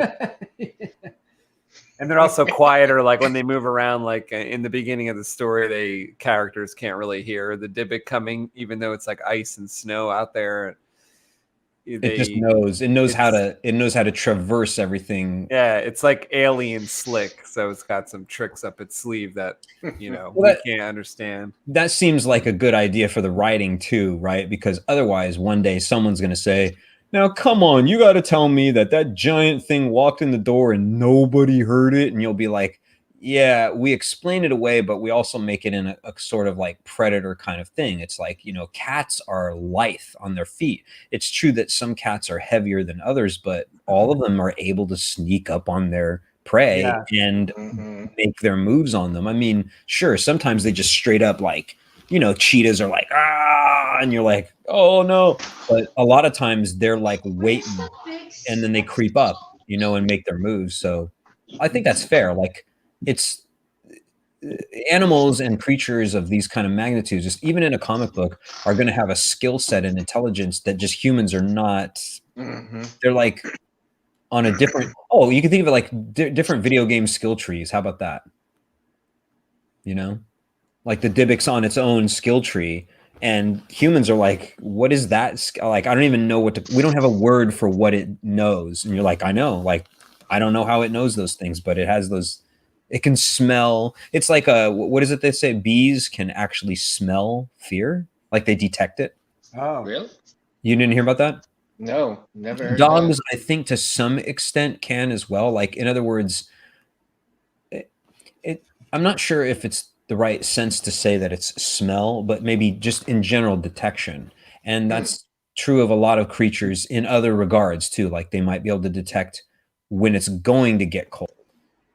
And we're kind of like, well, I can detect when it's cold, but you're like, yeah, but do you know it's coming? You're like, what, like the weatherman? I'm like, no, not like that. I mean, like natural. Like you don't see a squirrel using bloody satellites and GPS to figure out if the weather's going to be cold. I'm just saying is some creatures know like it's coming, So creature. Yeah, so that's cool. So did you work a lot of that into it, Anthony? You would say the Dybbuk is like you've kind of worked on developing some features of it that even some of it may not even be in, the first 100 comic books, but it's like, yeah, but the Dybbuk has all these kind of very interesting, like maybe it has 2 hearts or 3, kidneys, or it doesn't even work that way. Its body is completely designed differently on the inside. And you're like, no, I don't know, man. That's funny. And my favorite thing about their physical features is their oily skin. They're kind of like almost like impervious type of skin because it's like the friction really isn't there for you to like stab them or do any kind of damage like conventional damage because they're WD-40.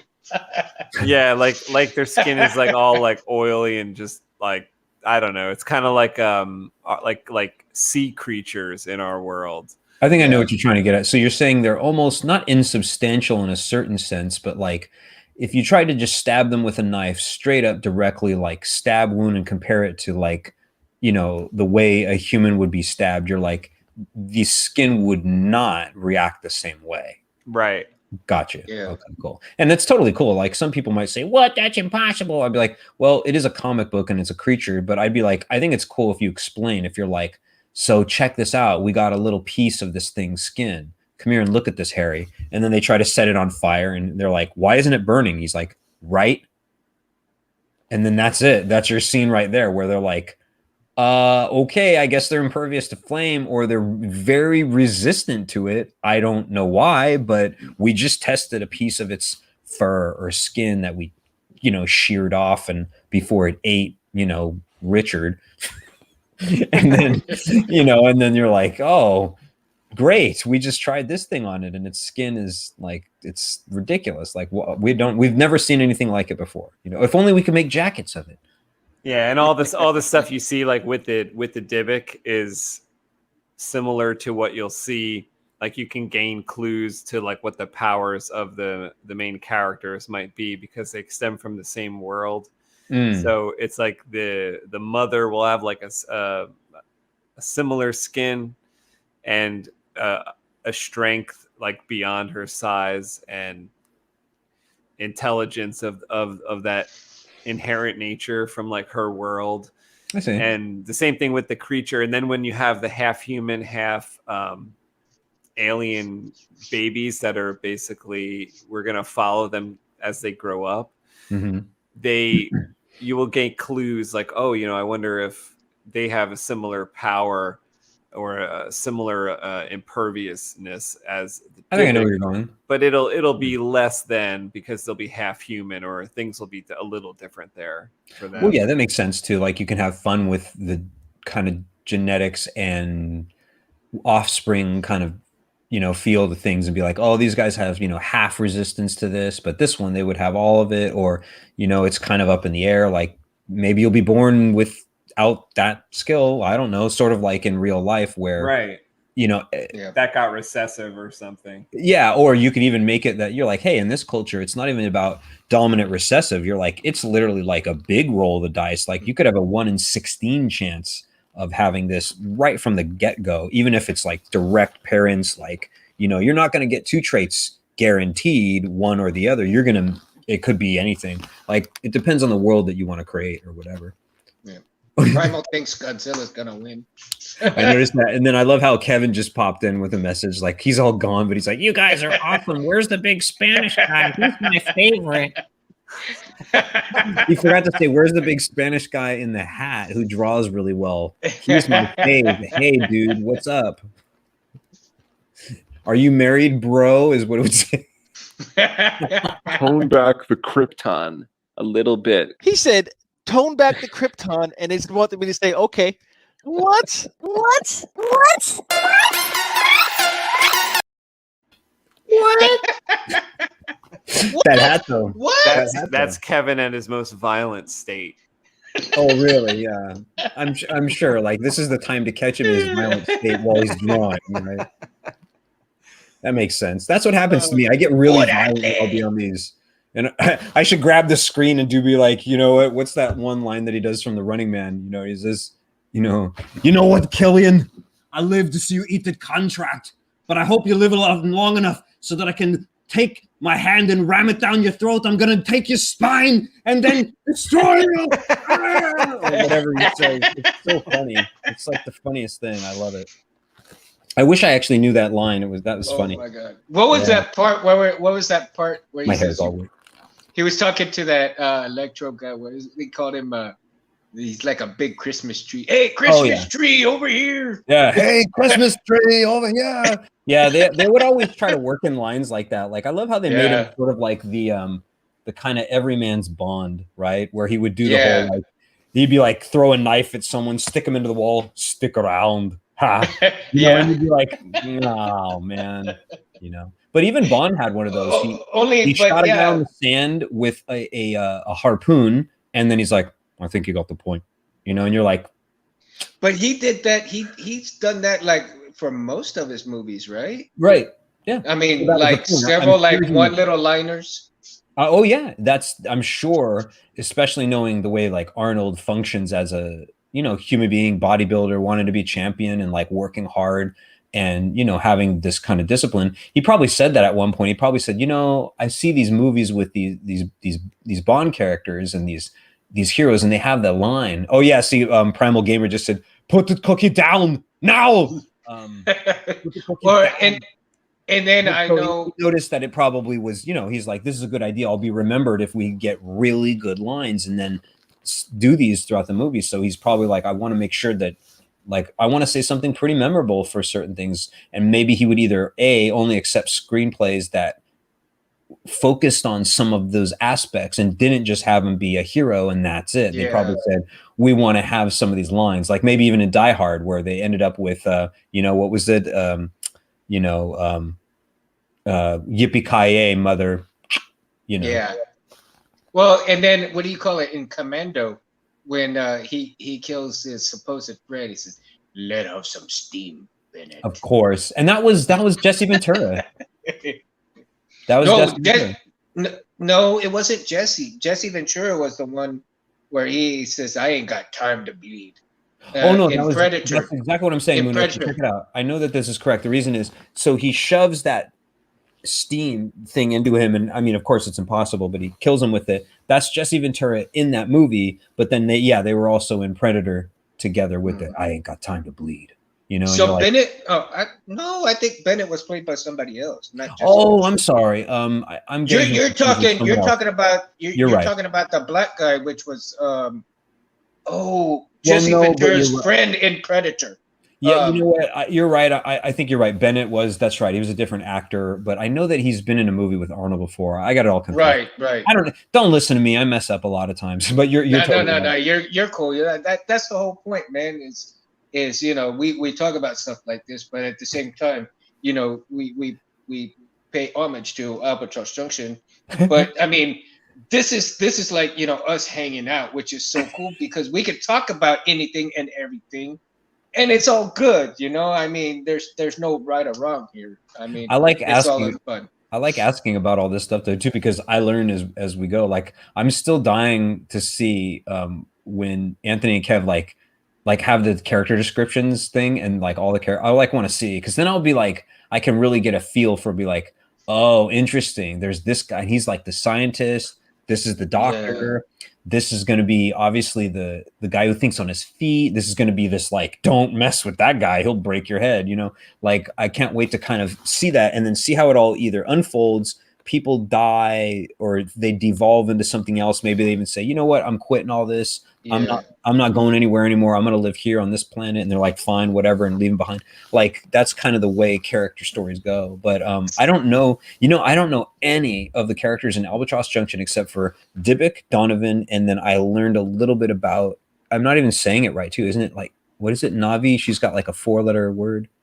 Nikita and Nika. There we go. Nika and Berkita. Mm-hmm. And I don't know about the rest because I'm like, I don't know how I would find out more about the characters. That is. Mm-hmm. How would I do that, Anthony?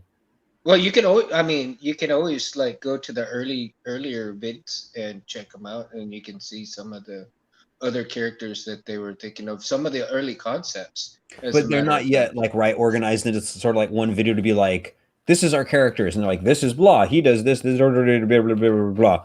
Fade out. Mm-hmm. This is blah. They did it. It's nothing like that yet, right? No, we need something like that, like a dedicated video per character. That's a great idea. Well, if you guys have the time codes and the videos, then there might be ways for us to like pull those things and put it together. Or you might want to consider writing your guys' self like go, well, do we have a character descriptions document? And then you could just read it into your microphone and then put up all the artwork to kind of meld with the audio, I'll read it for you. I mean, whatever you guys, if you guys need help with it, because I definitely had to do that with the Dragons story with Diamond Dragons. That's actually the very first, well, not the very first thing that I did, but like I didn't write hardly any scenes of the screenplay in 2018 and 2019 at all, until I already had basically what we, call for theater and film, a cast, a cast of characters to begin with, and then go, now, what do these characters do? And then I developed the story. So like the character descriptions document and then some example images was like the first thing I had to make. So I love that in like a Star Wars book, Mundo. Do you ever see that in a Star Wars book where like, it's like one of the first pages is like the cast of characters, and it might say like, Princess Leia, Princess of Alderaan, and then it says like Luke Skywalker, Jedi Knight, or something. It's funny that you say because it's pretty awesome. Like just a couple words is like the best. Is a really great start. Yeah, no, I agree. And beyond that, and then really quick, right? Primal says my dog keeps barking at the raccoon and cats, and I don't think she knows that she's a weenie dog and not a gray wolf. Shout out to you, Primal. Your dog is as primal as your name, right? Primal, you're like. So, but no, I totally agree, Anthony. Like, I feel too. Remember, Anthony. So to help the audience out there, Anthony and I had this is great, Mundo. See, that's what I mean. Ant and I had a phone conversation at one point where I was talking to him. And I said, if you could describe Donovan and have even one image in the upper corner and put like Donovan, Vargas or whatever, 25 to 33, and they might even put question mark, like maybe they don't know his age. was almost killed in a helicopter accident in the year blah, blah, blah, blah, blah, blah, blah, blah, blah. And then finally something like Donovan has been the leader of this for 25 years, but he retired in blah to do blah. Then this happened. Then this happened. He has a scar from being ripped open on the leg from a divot, but he's completely survived and he's still blah, blah, blah. And then people will be like, oh, dang. Or, you know, the next character, like a doctor, where you get the feeling that the doctor has like no physical, you know, like if they got in a fight, they'd be immediately ruined. You know what I mean? Yeah.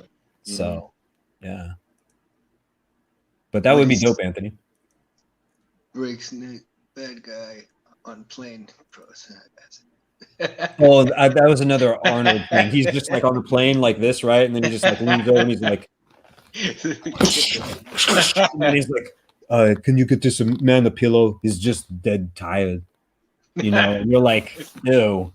Something like that. Yeah. That was also on Commando. Yeah, I think he said don't disturb. He just comes out the womb as a killer, but you can see here. Oh, this is Kevin. Can you guys hear this? What is it? That video? Oh, you got to roll it back, or yeah, he's got to roll it back a little bit. He's crazy, man. So like, can you guys hear this? Yeah. Other half being Space Window. You can find him here on YouTube and on Instagram under Space Window, SPACEWINDU. Just wanted to show you guys some early concepts of the characters that we got working in the comic book on the graphic novel that we're working on, Albatross Junction. Here we have a real early concept of the twins, Nika and Kita. Nika on the left, the boy, and Kita, his twin sister, on the right. This is almost 10 years old, so they've definitely evolved from then. Even with this one here, Kita, who's kind of a mute, and he's just a young, he just comes out the womb as a killer, but you can see here he's looking a little meaner and meaner as we go. He's crazy, man. That's all I can say. This is the most recent of him as a kid. I wanted to pay homage to one of my favorite movies, Itchy the Killer. If you haven't seen it, go check it out. It's gory as hell. It's kind of crazy. But, you know, I enjoyed it. I've watched it at least 27 times. So this is kind of like 27? Me paying homage to the characters of that movie. 27. With the scar going from his, from his right side of his face to his left. But then Heath Ledger kind of, he owns that scar now. So we had to change it. And this here is pretty much the definitive version, as Ant likes to call it, of Nika. This is where we landed with him. So say hello to Nika. This is how you're going to see him. This is how you're going to get to know him. You're going to fall in love with this guy here. He's a vicious killer. He takes no shorts. He doesn't play games. He gets right to the point, and people just end up dead around him.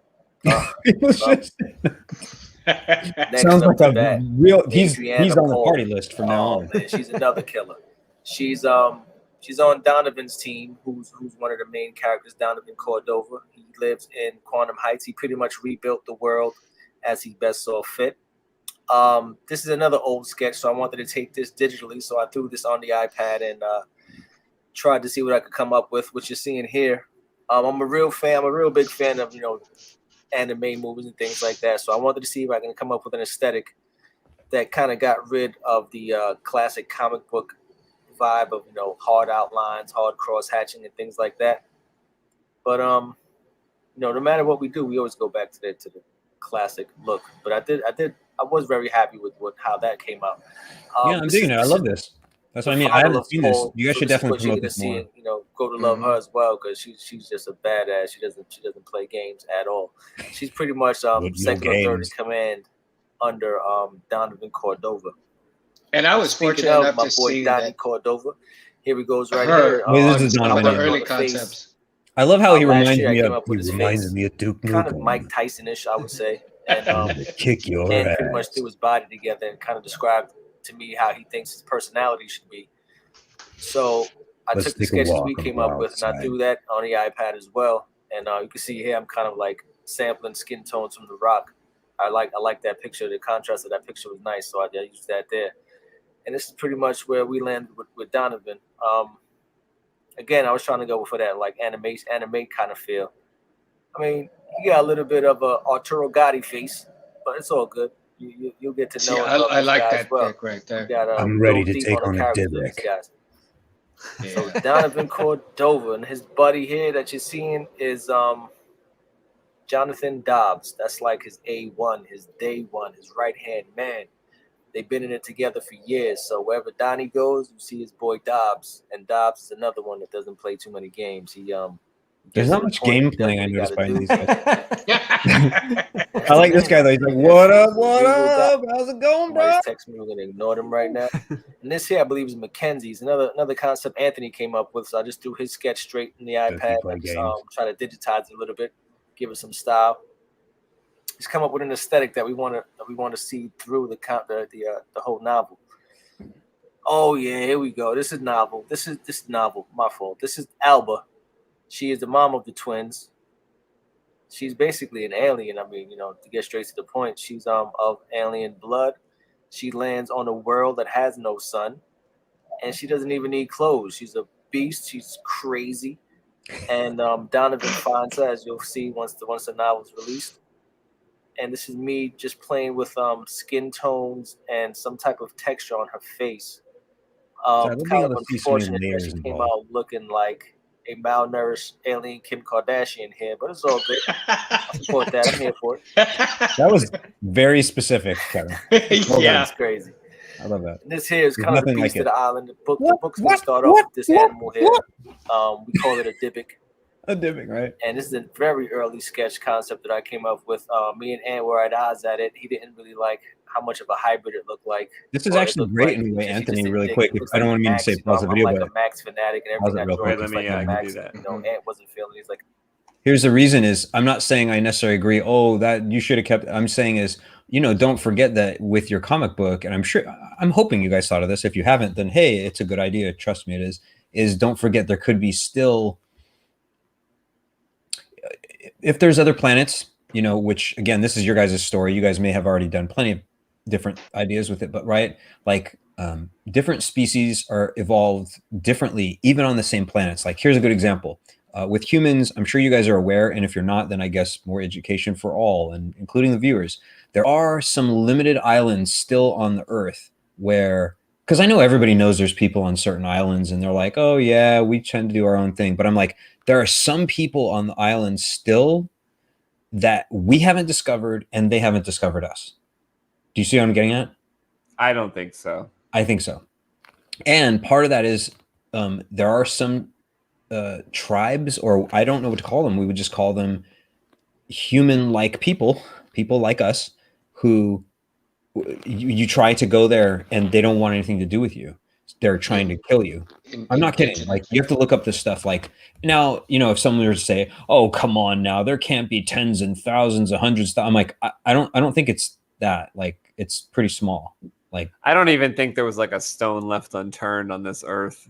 That's not true. I mean, I'm just talking about facts. Like when we look it up, you can see that there's like tribes and people, places where people haven't set foot, whether on super high mountains and snowy places, and also some greenery. And then you can think of it like this too. We haven't even begun to try to even really understand the ocean, especially the bottom. I just literally saw a video, and you have to understand, I watch a lot of science stuff, and I'm very into it. And anyway, so I just saw this video where I was actually excited, and it's kind of a nerdy thing, but you guys might like this idea. It's good for sci-fi and everything. So we were only able to see so many creatures underneath the ocean because you can only get so much light down there. Well, Mundo can see a lot more than us, but I'm sure he can. Let me get my specs here. Yeah, no, exactly. Actually, that's exactly where this is going. So they would use UV light, but just recently they were able to make some other lights that could help see more spectrums down below. It's not like they had to invent the technology to see more. It's just the lights that they could take the pressure underneath the water just could not do it. So now they were like, oh, well, first of all, we already know that the wavelengths that you can see of light is like here in the bandwidth. And what is light is like a giant extra spectrum. Like there's so much light, we have no idea like how to see it. But anyway, so they started to see these more fluorescent creatures, and they're like, we didn't see any of this stuff before. And, some people were like, well, how is that even possible? Haven't you been searching and you've been looking? And it's like, yeah, but like, put it this way. If you go outside and it's completely dark, do you know that there's something there? No. You have to shine a light on it to be. We can't, even if it's been there the whole time, we would not have been able to see it, and that is why we did not discover it. You cannot discover something you can't see for the most part, and that even goes for science and space. You know, they can't really make assertions about planets they can't see, but they can use deductions from other, you know, reflections and things with light and shadows that help them be like, we think this is going on here, but then usually then that, you know, planet will come into range or whatever. But anyway, yeah, like, and there could be early Dybbuk's on other planets. There could be super crazy bananas, you know what I mean? Like, if, you know, like, in other words, you could have one character be like, have a good night, Primal. Take care, Primal, right on. Like, in other words, one guy could literally be saying to the other, I could be like, yo, Mundo. And you'd be like, what? I'm like, you think the Dybbuk's here are bad? Have you ever been to this planet? And they're like, no. And I'm like, do yourself a favor and stay away. Don't. Well, that would be crazy. I mean, you're walking in the dark and you're walking, you know, you can't see shit. And you're walking, and, you know, you're talking to, you know, the person next to you. You're like, dude, what the hell is that? And then and then you hear the breathing right behind you, like, like, okay, what the hell is that? Yeah. And then, you know, just to put imagery in your mind, you have your buddies right next to you. You're right here, and you're like, what the hell is that? You're hearing the breathing on both his ear and your ear, and you're like, do I really want to turn around with the light or not? I love how Mundo's walking it through. See, this is good stuff, Anthony. You got to put this in the comment, right? This is like, do I really want to turn around and get eaten, or what the hell? Well, what's the alternative? I guess that what it means is either face your fear or let it take it, or you have to take it from behind. You're right, and you're like, oh, you know, because then your mind start. And here's the thing, though, because coming from a person who loves the outdoors, right? Mm-hmm. You know, when you're outside and it's pitch dark, I've walked in complete darkness. I know what you're saying. Yeah. And your mind throws in things that are really not there, but at the same time, you are hearing things that are there. Yep. And actually, that is a really good point, because, like, again, this actually goes back to something that's in Diamond Dragons, which is one of the major primary themes, which is just because you don't see something doesn't mean it isn't there. And that goes for a lot of stuff. That goes for in life. You can't see people's emotions. You can't see people's psychology. You have to get it out from them. Just like, you know, you might not be able to see in the dark, but the irony is, like you said, if you've got IR goggles, you're like, I can see everything, you know. But if you don't have them, or if your eyes don't work that way, as far as you're concerned, there's nothing there. There's nothing there. I'm telling you, I mean, I was followed by some pigs at the ranch one time. They never came out. Mm-hmm. They never came out. They came close to me, but they never came out. And I thank God, because I think I would have gotten hurt at that time if they did, because when they were running, and you could hear them, you know, you could hear the squeals, you can hear the grunts, I'm talking literally just a couple of feet away from me. Oh, I bet. And I'm walking down the Sendero, and there's hardly no light whatsoever. I don't even have a flashlight, so I'm walking basically with like a quarter moon outside. I know what you're saying too, Mundo, because, like, although I'm, you know, obviously, you know, I'm from San Jose, San Francisco, but it doesn't mean I haven't, like, gone into the woods and stuff. But yeah, like, I remember several nights in my life where it just so happened, and again, it wasn't by accident. It was like I was in complete darkness, and I'm like, this is crazy. Like, wow, this is so hard to walk. You cannot, you put your hand in front of your face, and you're like, I can't see it. Almost, you know. You can't. But the crazy thing is that you can feel it. Yeah. You can feel it, and that, and you know, and this is and this is what people sometimes consider, I guess, like the sixth sense, so to speak. But martial artists use it all the time when they train blindfold. You know, they train blindfold because you can feel that particular thing coming close to you, next to you, or whatever. It's like a blind person; they can tell when something's right next to them, even if they don't have the cane. They're like, dude, you're Yeah. standing too close. No, it's funny you mentioned How that. did you know I'm here? You're Yeah. blind, dude. Like, It's funny you mentioned yeah. that, because I know I mentioned this on the show a couple of times, and I don't want to keep doing weird stuff with, you know, always talking about Diamond Dragons, but yeah, one of my primary dragons in Diamond Dragons, at least in the story, the first book, and others, I'm sure, you know, he's blind, and I didn't do it just to make him like, okay, that one's blind, and then that's it. Like, I'm trying to utilize it to show that he's just as powerful, if not more powerful in certain ways than other dragons are. And they all acknowledge it. He's definitely like the wizard type in the whole story. And the irony is we right away established that his blindness is not a detriment in a way. It's actually an accoutrement in a certain way. It's true that like his blindness allows his other senses to be more acute, more astute, more radar up, if you will.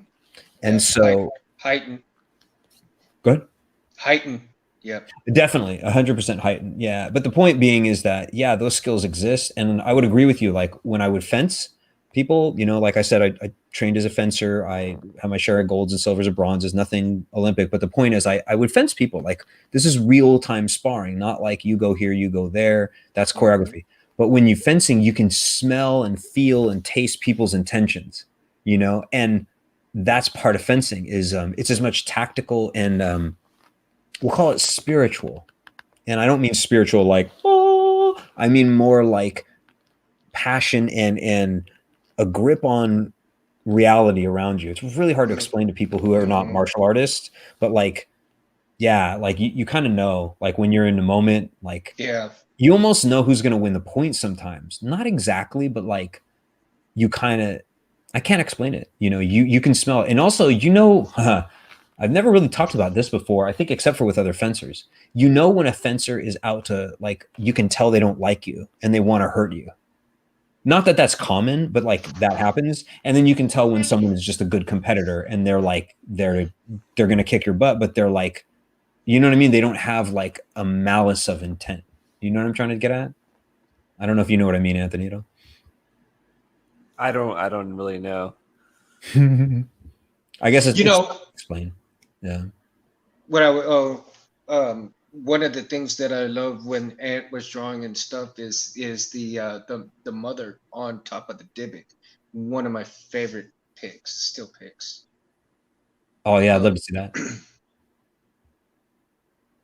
Really, really cool. I mean, I think that's like one of the definitive that, and then of course I keep going because I like motorcycles. So I love the motorcycle pick as well. But oh, that's cool. Put that on the thumbnail tonight for you, Mundo.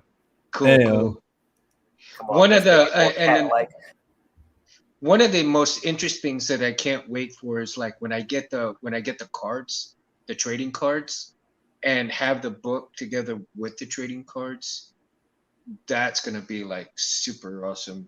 And all the trading cards will have like a lot of the stuff Matthew's been talking about too, with like stats and that's awesome. Descriptions of the different places and people. I love that. Yeah. That's a great idea. And I mean, I didn't even know that was coming. I mean, I got to pay attention more, I guess. But I mean, I was going to quickly say, yeah, that would totally be not necessarily solve a problem with it, but like then while people are reading through things, even if it was like just text at one point, and they didn't have all the images, they would be like, oh, I know this character. Wait, they mentioned someone named blah. And then you're just like, oh, this is what they look like. And it gives you a feel immediately. You start to be able to, even like we were just talking about, you know, being able to taste or smell something. You sometimes can smell someone's, you guys ever, let me try to explain it. You ever, when you first meet someone and they haven't spoken yet, and you have an assumption of how their voice is going to sound. Do you know what I'm getting at? Yeah. This is something we all do, and we don't really think about this very often. But as a writer and, you know, director and actor, I think about it all the time because, again, like the Tyson thing we were talking about, when Tyson's walking up, if it was the first time you saw him and then he was like, "Hey, you, I want to talk to you," it would throw you off. So the point is, when you see a character and they're drawn for the first time, and right, Anthony, I'm sure you know exactly what I mean. You get a feel, right? And you probably, just correct me if I'm wrong too, Anthony. I'm kind of going a little waxing poetic, but I'm sure you're fine with it. When you draw people like Donovan, and of course you've now been doing it for a while, so you have an idea, but when you draw a new character, does their voice sort of start to get in your ear? Oh yeah. Okay, I thought And also, so. I think because I wrote them too, so I think that Yeah. helps to do that too. Yeah, that's true. You make an excellent point that if you were just drawing and you weren't really sure what the author, the creator intended, like if they're like, show me something, I have a character, show me something, then maybe they would come back later and be like, I don't like this as much because I imagine that voice being really thin. And you're sort of like, oh, well, why didn't you tell me you wanted him to have a deep voice? And I bet you there's people who would look at you like you were crazy for asking that, because they say, what do you care about his voice? You're an artist, draw him. You're not making his voice. And you're like, so his voice matters a little bit, not tons, but a little bit on how I want to draw this character. Do you see what I know you know what I'm saying, Anthony. Well, everything helps, you know, like the more info you get certainly helps. Yeah. Like, think about it this way with your drawings of Donovan. If Donovan sounds like this, then that's a type of voice right there. And it sounds like it's in a little bit higher registers. Or again, if you have Donovan down more in this kind of register, you know, it completely changes the tone of a character immediately out of the gate. No questions asked. Like, in other words, it's not refutable. That's like, again, imagine if Darth Vader sounded like, and everybody jokes about it nowadays, but nobody knew back in 1977 that David Prowse was in that mask going, and show me those prisoners, I want them alive, you know. And everybody was like, on set, they had these like footage of people going, is that really what Darth Vader is going to sound like? And they're like, I don't know. I think George is going to like, yeah. He said something about like getting an actor to like do a voiceover because they can't see his mouth. And like, oh really? Are you sure? Like, I'm kind of afraid he's going to sound like an old British guy, you know? It matters, you know. Imagine if Yoda's voice was not Frank Oz. I mean, I guess it could have been, I don't know, Frank Welker. I mean, could have been a lot of people. Could have been who was Optimus Prime? It's a oh yeah. I should be, my card should be revoked. Why can I not remember Optimus Prime? Hey, I remember a few things, but that one I can't even remember for myself. I can see him talking as Optimus Prime. Well, I'll remember one day and then regret that I couldn't get it right. But right, you and me both, Anthony. You know what I'm saying with this, like the voice matters. Like, so like, what do you imagine Donovan's voice being like? More like, you know, Arnold, the Duke Nukem style, the kind of old gruff thing, or more like John McClane, Bruce, you know what I mean? I would see him like more like the John Wayne type style. I didn't ask you, Mundo. I asked Anthony. No, I'm just kidding. I'm totally that. That was a fun time to do a joke. I had to throw it out there because no, I was teasing. Like I said, no, but I know you were. But Anthony knows exactly what he wants. You know, to me, I'm coming from a reader standpoint, and Anthony's, you know, is the creator standpoint. It's funny you mentioned, because in the happy medium with that, and I'm not trying to guide anybody with any of these things, is you want to, obviously you want to tell your story and do your characters, but you also want to be like, this type of zone is the best for a blah, blah, blah type of character, because you almost have to go that way. You can then also do the opposite type. You could make a superhero character like Mike Tyson, buff and strong, and have him have a voice that's a little bit more like Michael Jackson or Mike Tyson. Like, it's totally possible, I would say. But that's half the fun. Well, yeah, and breaking the stereotype might be good, but it could also do you disservice, because that also has to do with just human nature. If I was speaking like this all the time at Albatross Junction, it would drive them nuts eventually. You know, there's a certain cadence and rhythm and the types of voices you listen to. That's why even when I do the voiceovers on my own channel, I do them a little differently than I do regular speaking and so on, you know. But so Anthony, what do you expect? Does he talk fast? Is he curt, or does he speak a lot? And I know you said he's fairly intelligent. Yeah, I would say he probably, as far as sounds like, maybe he sounds like Peter Weller. Oh yeah, Peter Weller. That really? Yeah. Maybe he doesn't like. I think like And wait, really quick to make a distinction, do you mean Peter Weller as Murphy in this case, if we're going to go for Peter Weller, and or any normal role he's played, or do you mean when he's like, you know, put down your weapon, you know, which, you know, no, more like other roles. His regular speaking voice, yeah. He's got a good, a unique voice for sure. Yeah, he does. He does. Mm-hmm. Well, see, because like with Mike Tyson, I like learning these things because see, this tells us a lot, right, Mundo? It tells us more about the characters because, right, if we assume a character is going to sound more like blah, then you wonder, well, what are they going to be like? But then if you're like, oh, they're intending it to be more like that, and that's what I had to do with those dragon characters. I tried to, when I brought aboard some of my vocal team, I tried to give them a lot of descriptors and previous characters that they would have known about.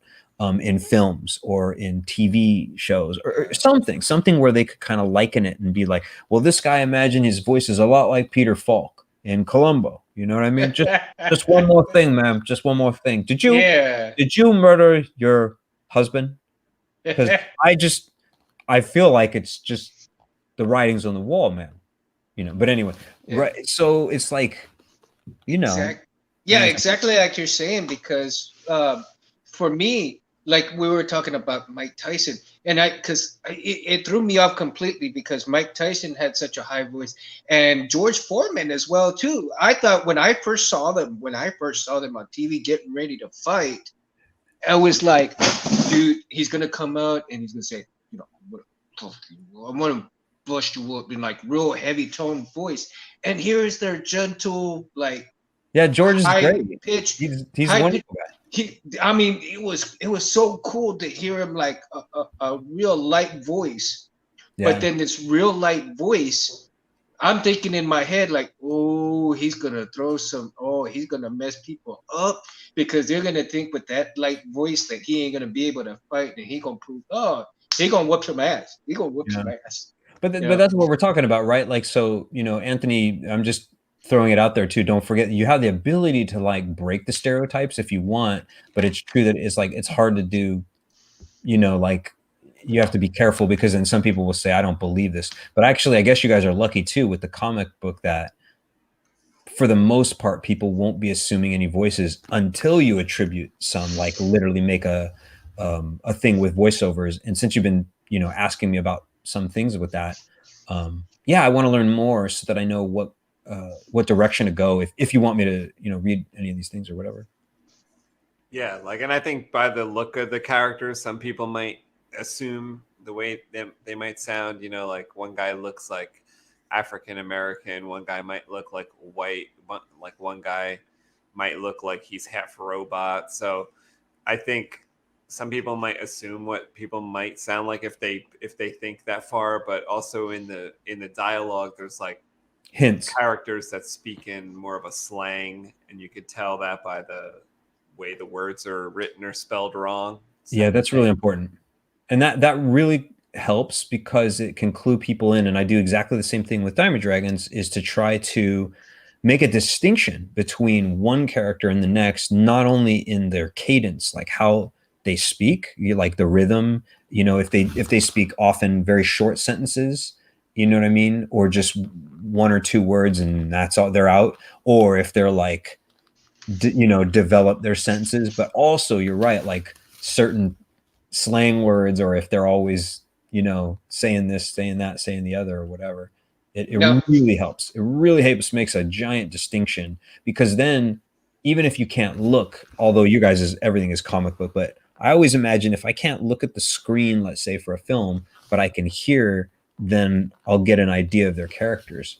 But in some cases, even if people's voices were similar, the words that they're saying for each character are different. And that's a good way to help disassociate twin types of characters, that their characters are going to sound similar, but what they're saying is completely different from one another. The differentiation. And that's a very tough thing to do as both an actor, writer, and so forth, and artist and everything, is, you know, you plan all this different things and you see it in your mind and it comes out differently, but at the same time I have to probably say it's tremendously hard to get the distinction between the characters in the way that you're going forward with one character to the next and utilizing euphemisms, utilizing Right. body language, utilizing these different characteristics that you get to a certain way of a character. Yeah. And then, and then if you're doing like voiceovers, how it would implement a certain, tone of voice into a certain reaction with the characters. Yeah, And you even the mentioned something. I distinctions. think Mundo, you talked about one of the characters in mine, and I think you said you imagined him as a French accent and everything, and I was like, "That's cool." I don't know if that was you. Yeah. It might have been somebody else. Was it you? Maybe somebody else. I Oh, don't okay. remember. I talk so much. It's unbelievable. Oh no, it's okay. What I mean is, either way, it's a thing. All I'm saying is, I couldn't remember if it was Mundo told me this or if somebody else, and I'm like, oh, that makes sense for that character. I would accept that not only as a writer, but I was like, I kind of let people, within a certain range. But the whole point is, you need to kind of cordon them off in certain areas so that they have a mental map. And I know this is depending on how far people are getting in this this diatribe, because they might think, oh God, Matthew talks too much in these Albatross Junction things. But like having a mental map of what it is that you're trying to imagine, whether it's through a book or through a comic book where Anthony and Kevin are drawing frames, but what about all the frames in between that are happening in the audience's mind? And again, audience can mean reader or watcher. So I feel that's really important. I'm sure you know exactly what I mean, right, Anthony? Yeah, but the important thing to do when you're doing a comic book is, I'm showing them the story. So the idea would be all the broad strokes would be from me, from the artist, from me and Kevin. Exactly. But then your audience is left to fill in the gaps. Like, for example, if you do a cut, if you make it where it's just like swipe and then you go to some other thing, they got to be like, oh, that guy got killed. Oh no. And then they got to imagine in their mind, how gruesome was it? So what I'm saying is you always have that ability to either say, I'm going to show them this viscerally. And then in another case, you're like, I'm going to let their imagination do the worst. Bye.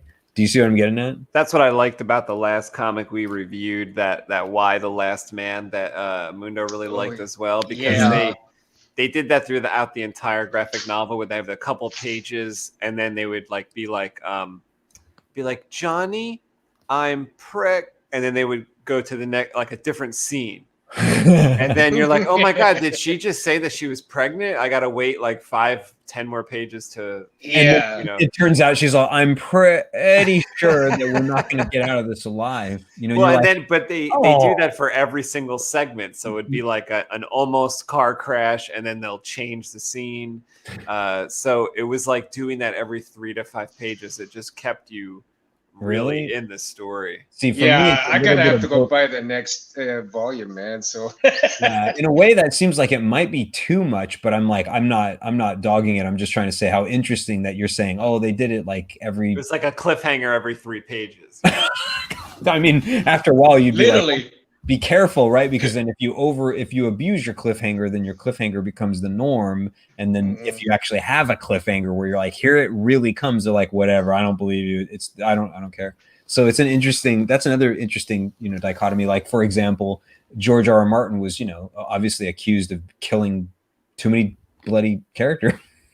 But it was all for good purpose, and I don't know if he was doing it too much, but I think it was just that he had so many characters. It's like, I can't have this many people because, you got to get rid of some people. Otherwise, people say, well, why didn't that character just come over and wreck people? You know what I mean? Yeah. So, Ant, how are you doing? Because I know I want to say it's 12:30 over there, I think. Yeah, we're probably going to close out the stream right about now. I just want to show the campaign, which is up on Indiegogo right now. It's called Albatross Junction. It's what we've been working on during this whole show, and we do these shows every single Monday and Wednesday. And our comic went live, I think it was like February 1st. We have another 30 or 40 days to go.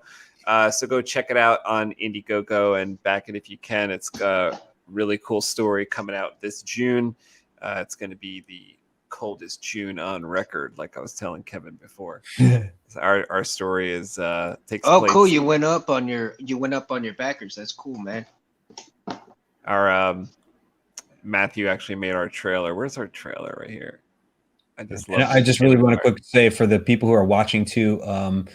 Hopefully you're sharing this, because that's really going to be an important thing on how these guys are going to get more of their backing. Is that we don't just act as what do you want to call it? Just kind of passive watchers and whatnot, but like definitely share it. We're not trying to, push people to do things, but it's sort of like, it couldn't hurt, right? Just all you got to do is cut and paste a link and throw it on your Facebook. Be like, look what these guys are up to. I know these people, and they're nice folks, and they work really hard. And this sure deserves a good run of the bases, So if you can share the links, that's all I have to say about that. Yeah, this is the type of story that we're just going to keep going for many, many issues. So it's not going to be like a one and done type of thing. This story is going to keep going.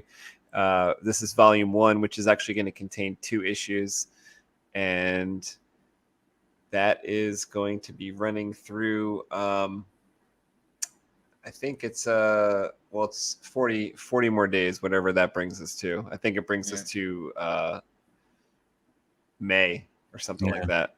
And just for all intents and purposes, pretend they only have 30 days left, because it's like, why wait until a month from now? Because then it's like it might be too late. So we want to get these guys to at least their flex goal. You know what I mean? So don't forget Albatross Junction, Indiegogo. Type in those keywords. Throw them on your phone. It's not hard. You could do it, right? Help these guys out and make it happen. Yeah, this is the type of thing where, like, even if it doesn't get to the goal, to the flexible goal, we're still going to produce the book. So no need to worry about it actually coming out. This one's actually going to come out. And yeah, do you guys have anything else you want to say before we kind of roll out? I'm pretty good. I mean, what about you, Mundo? I know I've got my book coming, guys, because I already purchased mine. So hey, right on. That deserves there's got to be like a bell on the system that you hit, right? I know, right? We need it. Yeah, we need something. Winner chicken dinner. We do need something. I got the Mundo songs. And you guys, and thank you for anybody who's watching tonight and in the future and checking us out. Remember, you can like and subscribe. And if you go on Indiegogo, help these guys out, like Matt was saying, is that they work hard for this stuff. And, on YouTube, they're showing you everything that's coming in the book. We talk about the story. We talk about anything and everything. We have a great time.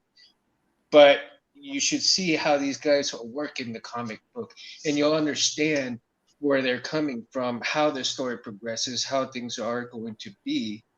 And you can always check us out live on YouTube, Comic Book Creation Live. And also, come have a drink with us at El Mundo. Mundo Mondays. Wait, what's the bar named? Is it just Mundo's? It's El Mundo's. El Mundo. I was just wondering too. And then, have you got your drink list yet? He does. His daughter actually helped out making a drink list. Some of the drinks actually can kill you. No wonder you like Gargigal, Mundo. In a way, it's like a parallel dimension. Gargigal and Mundo are like the same dudes or whatever. Yeah. Well, I tell you what, I came up with another drink. Remember the first one I gave you was the scale splitter, right? Yeah, no, I actually wrote it down because I was like, I'm gonna forget, so I need to write it down so that somehow that can make it in the scale splitter. But there's another one. Yeah, it's called the flaming. Oh yeah, watch your friends. This is the flaming tail biter. Oh God. I use the term tail biter in there, so that's another. I gotta so I'm gonna bring like a text file right now. Sounds like more of a, maybe it could be an insult as well, like an old timer insult. Yeah, it's sort of an insult. It's a young Bozel's insult type of thing. Oh, and I gotta say too, I forgot, I gotta share with you guys, and this is gonna be something that any of the streamers on the show in the long run, they're gonna be like, oh my God, this existed. I gotta share with you, Anthony, Mundo, and Kevin. I finished a pre-visualization video of Diamond Dragons 4's ending. Not the very, very ending, but the ending. It's a pre-visualization. It's about 10 minutes long. And Awesome. I'm talking about images and sound and Is music. that a private video or that's online for people to see? No, I will never put this online for the time being because this is of book 4, meaning we don't even have Diamond Dragons 1 yet, but I know the ending of 4 already, and that's setting the tone for filling in all the other things. It's really hard to explain, but I'm very excited because if you guys see that, and I mean Mundo, Anthony, and Kevin, again, I'm not going to release this publicly or whatever, it's going to, you guys are, trust me, you guys are going to be like, oh my God, Matthew, excuse me, and I'll just wait. Yeah, just wait. Yeah, you guys are. I can't wait to get the set of books, man. I'm already stoked about it. I'm writing down Mundo's drinks right now. Just gotta send an email. Do you want me to come up with a list of drinks? I don't see why not. I mean, I don't see why not. I mean, and then you can pick and choose what you want, you know? Yeah, what I mean is, yeah, you don't need to go bananas, but have fun with it. Think about it. It'll be fun too. Like, actually, some of them should be crossover just for fun. You know, where you're like, this drink is here, but also there's a drink in this thing. It just so happens. And you'll be like, that's hilarious. You know? But what was it? Yeah, because you had like, what was it? Something tailbiter? Yeah, it's the flamin' tailbiter. Flamin'. And actually, see, the dragons would say flum. So there's that. The other one was a scale splitter. Yeah. I'm sorry. Anthony's like, dude, I gotta go. And I'm like, we're talking about drinks. Well, thanks, guys. That was a lot of fun, and we'll be back. Matthew, I'm gonna need to put your stuff. I will add your stuff to the description of this video, so anybody that watches this video will be able to find Diamond Dragons as well. I appreciate it. Thank you. Mundo, thank you so much. Maybe you guys will both be back on Wednesday if you're available. Come back and hang out. We'll be doing this again around 10 o'clock Eastern time, and that's when we draw Albatross Junction every single week, Monday and Wednesday on New Comic Book Day. Thanks again. Thanks everybody that was in the chat, Freddie and Primal and TK. Good luck tomorrow. Freddie, TK, surgery. Shout outs to chat. We need you guys in there talking it up and talking to each other too. Like, you don't have to just talk to everybody up here, right? You guys could all talk to each other if you want to and say, yo, like, did you get the comic book yet? And they'll be like, yo, I'm on page 7. Ah! It'll be the coldest June on record. Maybe. Or maybe they'll get off the planet and find a warmer vacation planet. Just tell them to come to Texas. Texas is a planet? Soon it will be. No, the weather, man. Shoot. Oh my God, the weather is Albatross Junction. Hell actually froze over in Texas. I think we're unfreezing up here in Jersey finally. Oh my God, we're starting to unfreeze. Yeah. All right. Have a good night, everybody. Sorry. Thank you. Don't be sorry. Thank you. Night. In here, we pour whiskey.